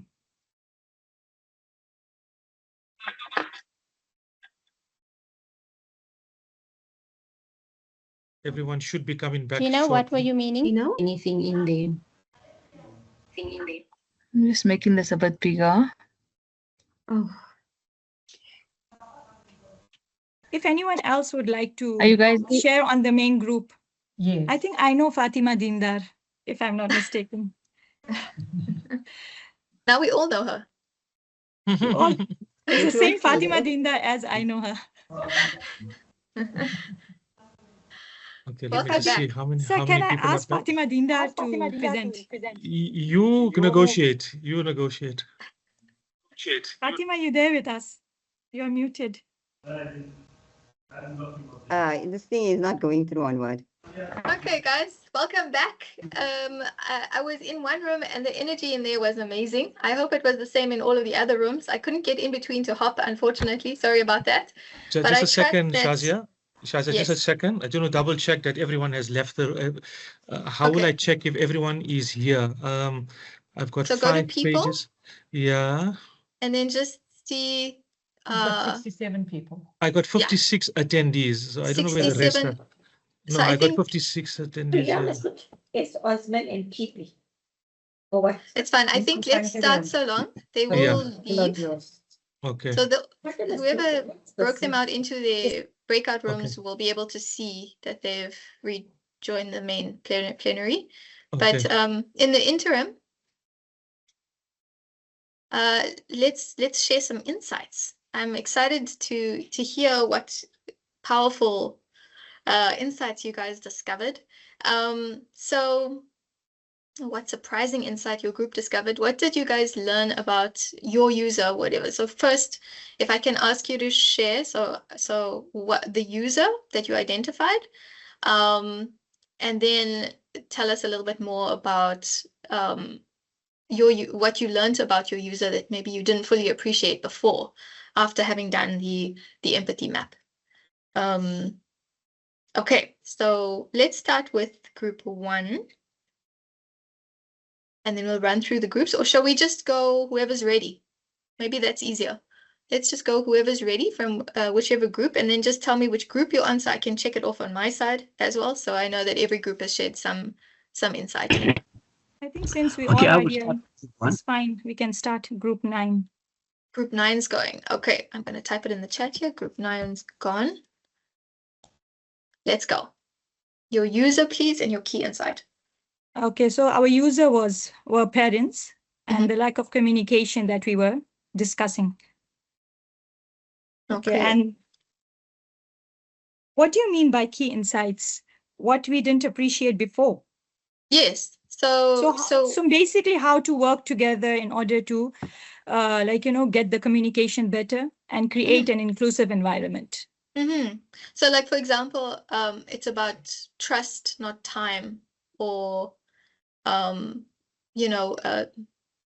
maybe they feel isolated, or so putting ourselves in their shoes and trying to figure out what problems they are facing and how can we probably solve those problems. Correct. After having gone through the empathy maps. Yeah. Okay. Basically, that was the nutshell. Yeah. Fantastic. Okay, group 9, thank you. Group 1. 1.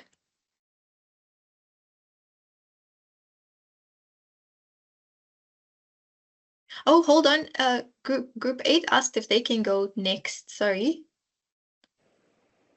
Okay, group Please. 3 after group 1, if it's possible. Maybe type your group number in the chat and you can lay claim like that. Can I type group 1? Is group 8 going first or group 1? I think to be fair, group 8 should go first because they asked before group 1. So let's do group 8. Okay, assalamu alaikum. Good morning. My name is Sumaya Timol. I'm from Al Falak College in Durban.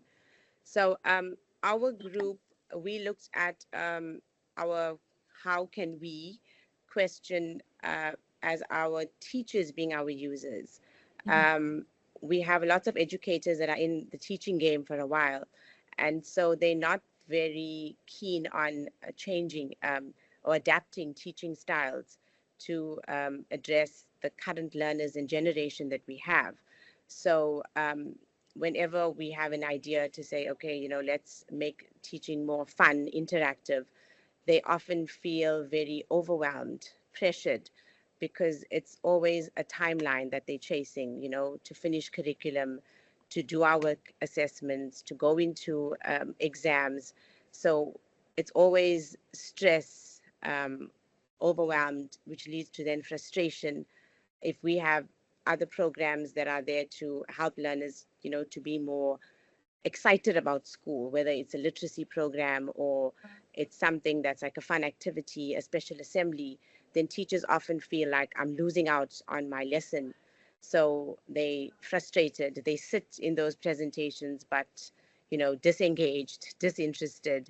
So we identify them as our user, and we see their problem. It's because we put pressure on them. You know, at the end of a term, we then do tracking for poor marks, for things. So we then have this pressure on them, and they feel then that we take out. Okay, you can sign the policy, so that one is done. So right, what else do you need from me? Sorry, someone needs to mute themselves. Unmute themselves, please. So that Only- was only our educators were our users. And you got. And we just felt that, you know, they.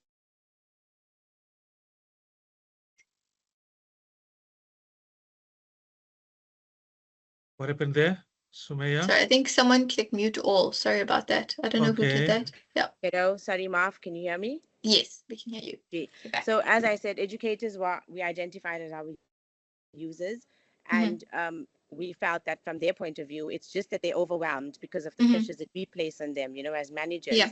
And at the end of the term, we ask them for so much of paperwork. And so when we have different activities or we want them to change their. I want to say that's so noble of you as a teacher to say that the parents have a lot of pressure. So, wow. so that was our whole discussion around that, like, you know. Fantastic. And often also we feel teachers, maybe when it's not their subject, they're not so interested.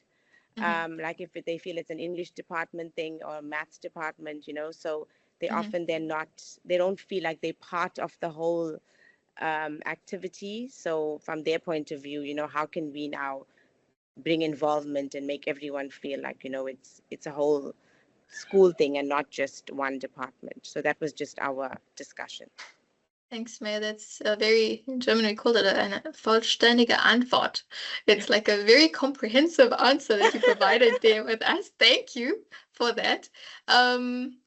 We just, yeah, for everybody else, the other teams, we just want one key insight. So a surprising truth you've uncovered, not all of the discussion, just one surprising, something that surprised you amongst all the amazing things you've discovered, something that just surprised you. But Samir, thank you so much for that. That I think that really helped a lot of the other teams as well, with you sharing that information. Thanks so much. And those are useful insights. All right, so the next group according to the chat is, who do we have, Uncle Yusuf? I'm multitasking, forgive me. Oh, no worries. I'll have a look at Yeah, it. So just somebody group 9, just somebody group just go. 8, Yeah, somebody group just 7. go. Yeah. Group 7. Let's go. Group 7. Hi, You're up everyone. next. Hi. It's Premila. I'm also from Al Falak College. We had a nice chat in our group. We had 6 people, so we had 6 topics and some were common, and we all agreed to go on the topic of compliance with task submission by our educators to HED. So we went with the management route. We really collaborated. We looked at all those 4 quadrants, and our person that we were looking at was the educator, because it was to hand in tasks that were compliant with the standards and the expectations set by the school. So when we looked at every quadrant, we looked at how a teacher would have, what he or she would have said, would have thought, would have felt, and would have done. And nothing too new that came out of it, except that we do acknowledge that the teachers would be feeling quite overwhelmed, very anxious, very stressed. But we also try to look at what were the learning curves that could have occurred during those moderation sessions. And we would have hoped that there would have been growth, provided that the environment was correct. So our key takeaway was based on the environment. Was the environment conducive to growth, and was the HED involved approachable? Together important. Coupled, and coupled with whether the teacher was also confident enough to address matters that were of challenge. Right, so it was just about creating the right environment, because it could go either way. If the environment is good, then well and good, you're going to improve. Mistakes are going to be made. It's necessary. We grow in that way, but we don't repeat mistakes. And if the environment is not conducive and not collaborative, then of course things may remain as is or even get worse. So it needs to be, I think a lot has to do with the manager in charge, creating that very, very positive environment. That was our key takeaway. Positivity, positive environment, very important. Should not be, something that needs to be taken very seriously. Thanks for that, Pramila. Okay. All right, group 4 is up next. Assalamu alaikum. Wa alaikum salam. I don't know where the balance of my group members went to, but I think I have to just present.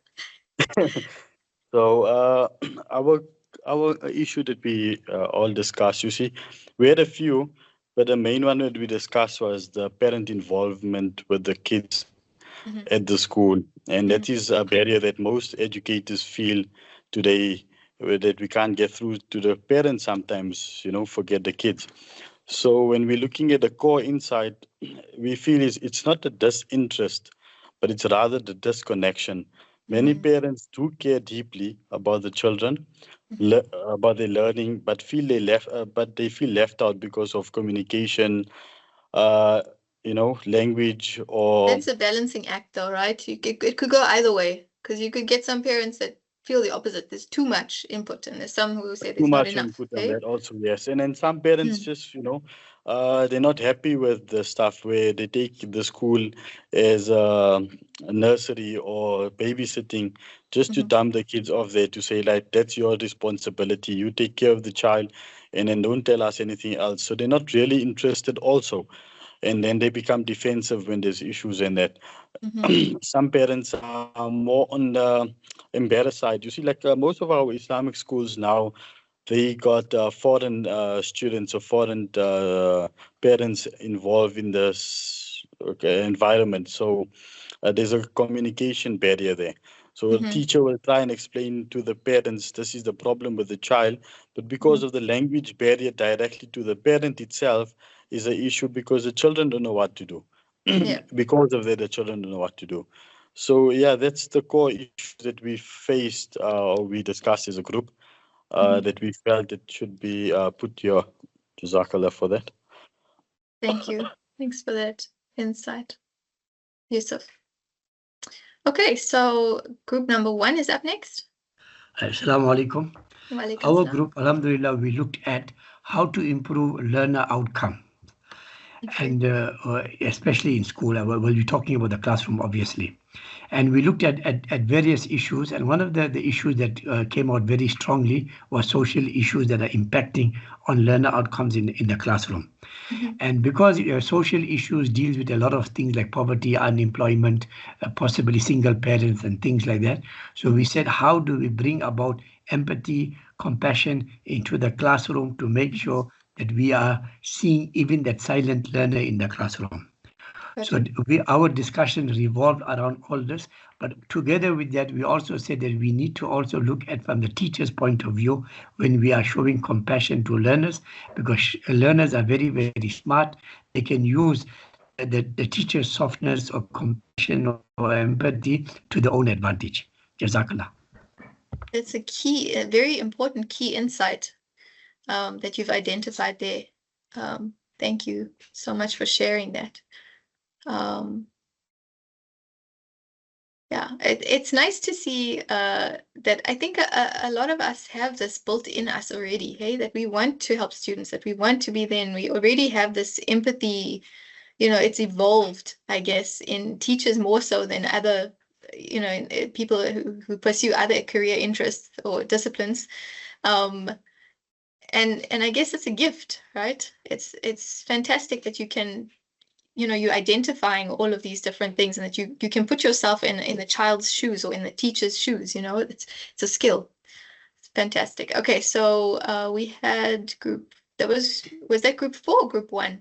Let's go to group. I think that was group 1. Group 6. You're up next. It was group 1. Yeah. Thank you so much. Group 6. That's Mr. Saeed. Thank you. Group 6. You're up. Assalamu alaikum. Wa alaikum salam. We also discussed about parental involvement. We were not many in our group, we were just 3, so this is whatever we discussed. With parents, some of them don't have time, and some of them don't know how to assist their learners, to assist their child. And I'm a bit stuck. What was the core insight? What was the most surprising thing from all of your discoveries that you've had during this empathy map exercise? Was there something that stood out for you specifically, or like a new way of seeing things after having done the mapping? I also saw things like from a parent's perspective. I always thought, are you a parent? No, I'm a teacher. Okay. But after this discussion, I also realized what parents also go through. Yeah, I guess it's difficult when you're not a parent and you're a teacher, because then it's more difficult to empathize. Whereas if you're a teacher with kids, then it's a lot more easier to understand. Okay, this is what they might be feeling. They're still small. So you are a parent. Okay. They're still small, so they're not in school as yet. Okay. But now after this discussion, I realized what parents also go through. Okay. I don't know where the others are from my team, but that's all. I think you're brave. Thank you so much for sharing, Asma. I appreciate that. And I think that was it. Was that group? Were you group 3, Asma, or group 2? 6. You were group 6. Okay, there's 2 more groups. Okay, group 3 is up next, and then group 2. And then we can go on a short little break. I think there's 3 more groups. I'm sorry, but we group 5 and we haven't gone yet either. Oh, okay. So let's do group 3, group 2, and then group 5. Okay, let's go. Awesome. Thank you. Pleasure. Group 3, it's your chance, your turn to shine. Assalamu alaikum. Walaikum salam. We have chosen the topic of staff morale and how it impacts educators. So the key user would be educators, and about enhancing a positive environment, working environment for all. So here also it brings about the questioning our profession as a teacher, whether it's worth it, whether we are doing right. Also, it comes out in the classroom. If there's no positive environment or amongst each other, we tend to take it out in the classroom with students and how we deliver the lessons. So in order for us to be the better versions of ourselves, we need to get down to the problem of bringing about positive environment changes within the teachers, also regarding HODs and the interaction between different groups that are formed within the staff as well. So we have a lot of we all put together our points and got it down on a whiteboard, and that is just some of the issues that were discussed. Thanks for sharing. Yeah, but the importance of positivity in the workplace cannot be emphasized enough in any work environment. I hope that you guys came to the conclusion that what you're doing is extremely meaningful. Yes. Good. Just wanted to check. Okay, fantastic. Then I'm happy. Okay, that was group 3, correct? So we're on to group 2 now. Assalamu alaikum and good morning to everybody. My name is Raisa and I'm from Orient Islamic School. We identified staff wellness as our key users, so the staff and the educators. In our discussion, we realized that the school environment, I think, is very fast-paced in this time and age. And as a result, educators are constantly burnt out. And from the discussion, we hear them say that they are burnt out. We know that there's a lot of imposter syndrome going on, and it leads to a lot of anxiousness, hopelessness. And I think that's also where schools suffer with staff turnover, and a lot of teachers, if they have the opportunity to actually seek other opportunities, even if it's international, a lot of our best teachers are going overseas. But the insights that we did realize is that it's not just a matter of blaming teachers and saying, okay, you need more professional development, but a solution would be looking at in the higher management and middle management to ensure that the planning of the school year and the expectations on educators are realistic, because educators are genetically designed, I think, to give the most into this profession. But when we ask for too much, that is when they are really burnt out. And it's almost like we're asking them to climb Everest without any support or oxygen. We need to ensure that they have manageable deadlines, realistic expectations, and then we're going to see them flourish and shine. And I think a lot of the support needs to come in terms of the way we address our educators, the way we support them in front of parents, and the fact that parents are given a lot of focus. Yes, they are the customer and the students are the biggest priority, but the students are not going to grow without the wellness of educators. So I think for me personally, the biggest insight that came out was that there's a lot of responsibility that we hold as managers to ensure that our teachers are supported sufficiently so that burnout is not reached, and that should it be reached, we actually have tools like psychologists, safe spaces to actually speak where they're not judged, where they can actually articulate, hey, I can't manage right now, can you help me, without feeling that anyone's going to say, oh, they are weak because of saying that. So yeah, that's where I we think came from. yeah, it's amazing that you've identified quite a few points there that were really interesting, and I'd love to, if we had the time to actually just really dig into a few of those points. I love the epic burn moment also. when you said we don't need these, these webinars. We actually need. Oh, sorry, that was so unintentional.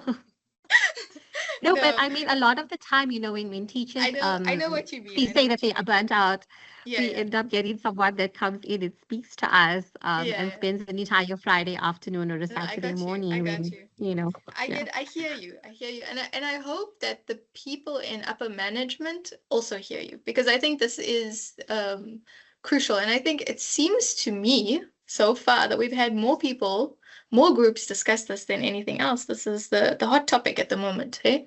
The overall happiness of teachers. This is something we need to look into, Mr. Hussein. Maybe there's a workshop we have to do for that.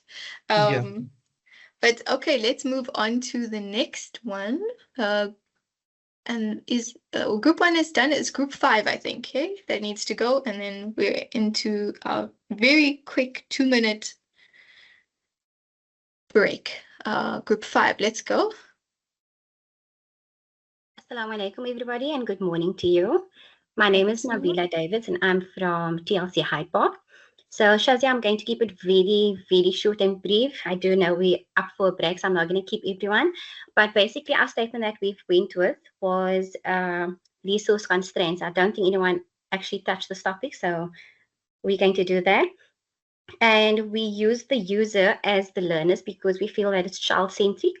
And often what our learners mention in class is that my parents do not have enough money, especially when the teacher has given out tasks or any projects. So this is something that they would normally mention in class. They would also say that there's no one at home to help us with this because many of our children nowadays, they are raised by the grandparents or the aunts and uncles. And something that they would often also say is, I did not know that I needed to bring that, or there was no one to help me or assist me. So basically, what they might be thinking around this type of dilemma that they're facing is that they did not want to burden their parents, you know, because often they have maybe 6 siblings at the same school or different schools, and mom and dad needs to plow into everyone's tasks and projects that need to get done. So they kind of feel left out, and they do not want others to notice the situation. So Shazia, I'm only supposed to touch on the 2 quadrants, and the rest of my members in my team were supposed to do the others. I'm not sure if they're going to do it, or would you like me to continue? I think let's just continue quickly. You're articulating so well. Okay, so thank you so much. So another thing, the 3rd quadrant is what were they feeling? What emotions were they experiencing? So normally children, when it comes to having resource constraints, they do not want the peers to know how they're feeling. So they might be feeling pressured, they might be feeling overwhelmed or embarrassed or even disconnected, right? So they basically isolate themselves, and we as the teachers, we know exactly who those learners are. So what actions do they observe? What do we observe from their actions? So the learner becomes withdrawn from the lesson. So there's no interaction with the peers or with the teacher. And this becomes a social constraint where they don't necessarily know how to engage or re-engage with their peers. And most oftenly, like most of the comments said, was that children need to go for toilet breaks all the time. It's because they don't want to be engaged in the lesson that is currently happening within the classroom. So I think that just boils down to basically what we've spoken about. And I hope I did justice to the topic. I think you did. I think that was fantastic. Thanks so much for your insight and input there. I really appreciate it. No problem. I think we're gonna hop on for a 2-minute break. We're going to reconvene at 11:35. Just check if there's another group that's left out. Any groups left out? I think we've been through all of them now. Group 9 including, did Khadija start? So group 9 included, right? Yes. Okay, good. Okay, thank you. Right, what are we doing now? Break for stretch break. 2 minutes to run to the toilet, top up your coffee. We have the last sprint ahead of us. So fantastic, thank you. We're running short on time, so we might go over a few 5 minutes or so. Yeah, no. What time did we in your mind? Hamper what time is a allocated? checklist of action verbs that serve as cues to inspire fresh perspectives, encourage lateral thinking, and stimulate inventive problem solving. Breaking down Scamper with examples. Substitute. Question to ask: what can I replace to make things better? Example: in photography, the substitution of a traditional background with a green screen allows for easy post-production manipulation. Combine. Question to ask: how can I combine multiple elements to create a more effective solution? Example: the smartphone is a stellar example of combining a phone, a camera, and a mini computer into one device. Adapt. Question to ask: what can I adapt or borrow from another field to improve my project? Example: the concept of assembly lines was adapted by the automotive industry from the practices used in meatpacking plants. Modify/magnify/minify. Question to ask: what can be added, enhanced, or reduced? Example: The basic design of a bicycle can be modified by adding an electric motor to create an e-bike, thus magnifying its utility. Put to other uses. Question to ask: how can this be put to other uses?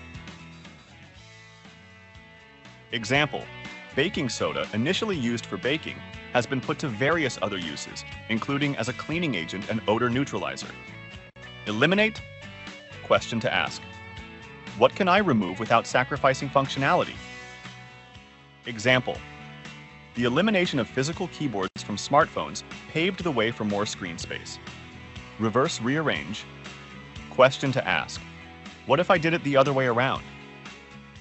Example: the flipped classroom model reverses traditional teaching. Instead of lectures occurring in class and homework done at home, the opposite happens. Practical application of Scamper in various fields. Business.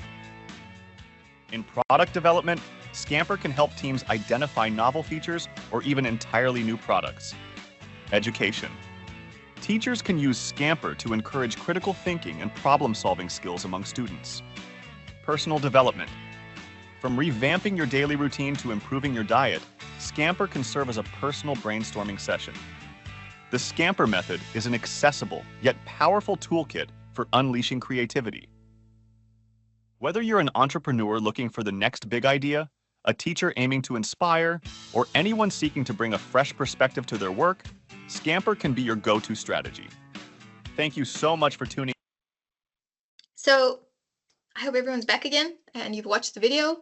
So now that we have a well-defined problem and deep empathy, it's time to ideate. Okay, so the rules are very simple, but they're non-negotiable, and this is like the most fun exercise. So bring your energy.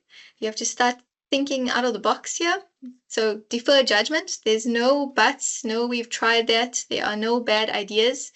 It doesn't necessarily even need to relate to the topic. You just put whatever comes to your mind on paper.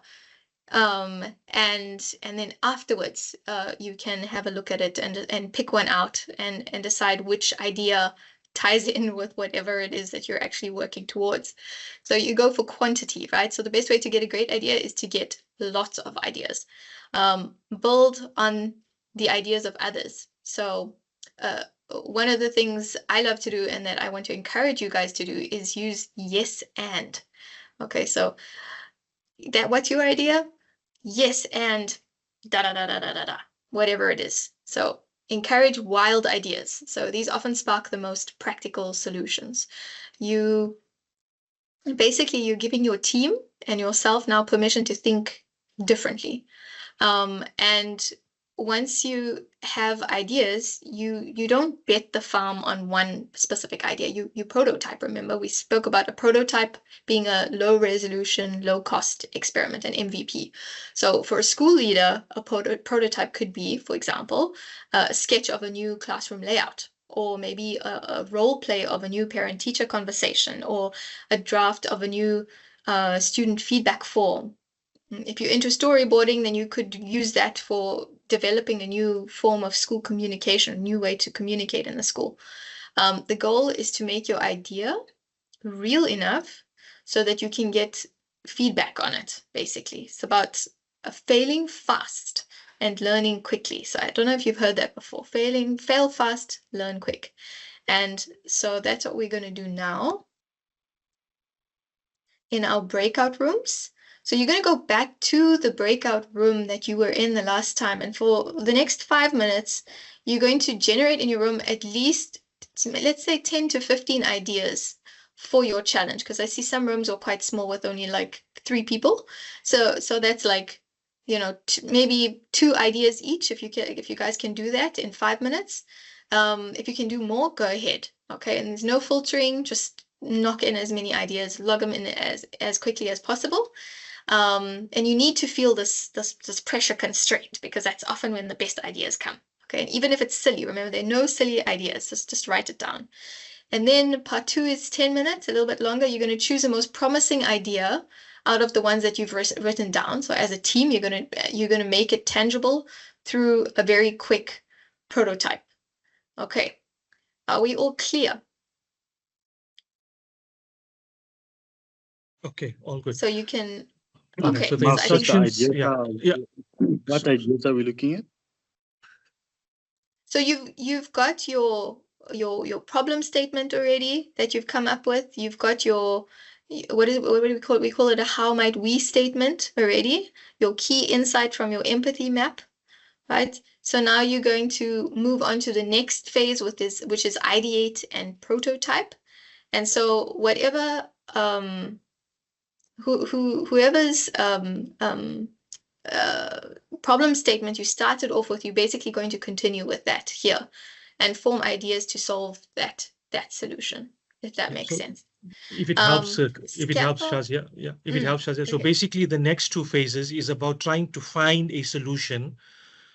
But the first part of it is just being creative about ideas of solutions. So don't spend too much time. We don't need an essay on it. We just need ideas. I think we can do this. I think we can do this. I think we can. So list ideas that will help to resolve the problem that you identified earlier. Then the prototype phase, you're going to, sorry, Shazia, carry on. Yes, no, you're 100% correct. And also just bear in mind, sort of let this smolder at the back of your mind, that when you rejoin the plenary again, then I want 1 or 2 words of what you prototyped. So you don't need to describe it all to me. You don't need to make a beautiful Mona Lisa drawing in your whiteboard. Just 1 or 2 words about your prototype. So for example, what I'm looking for is maybe new feedback system. Okay, that's it. Student-led conferences, something like that. Whatever it is, for teachers who are burnt out, maybe teacher swap program, for example. Okay, I might have given that away now, but you guys come up with your own solutions. Just that kind of, that's what I'm looking for. So I hope that's clear. Are you good? Are you guys good? Thumbs up if you're good, if you understand. Okay, you can so let me tell you also what's going to happen. Sorry, let me tell you what's going to happen now. I'm going to create 8 rooms and you get to choose which room you want to go to, but you're going to go to the same room you were in previously. Yes. So I'm going to say 8 rooms. Something will pop up to say select which room you want to go to. If you were in room 3 previously, you're going to select 3. If you were in room 2 previously, you're going to select 2. The people who were not in any rooms the previous time, you're going to select nothing. You're going to remain on the plenary group and you're going to continue as room 9 on this one here. So I'm only going to create 8 rooms. You find yours. Again, can I recommend, Shazia, that in this case, they find a new facilitator and preferably the quietest one, right? So they find a new facilitator who is going to come and report back in the plenary when we're done with this. I want to clarify again for the last time for the organizer, for the organizers, be strict about the 5 minutes. So once your team is there, 5 minutes for rapid presentation and immediately close that and move to the 10 minutes. Sorry, 5 minutes for the ideation and immediately stop that and move into the prototype. So we're not coming out of the room and coming back in. The total length is 15 minutes. You're going to do 5 minutes and stop and continue with the prototype. Is that how I understood it, Shazia? Is that right? Yeah, I think let's reduce it by 3 minutes now because it's 11:47. So we return back here at 12, please. And then I'll need about 10 more minutes of your time Officially, we got till 12:30, Shazia. Oh, is it? Okay, good. Yeah, okay. Yeah, officially we've got till 12:30. Okay. Okay, great. Okay. So let's All right. reconvene at 12 o'clock, guys. Good luck with I'm creating your the rooms groups. now. Thank you.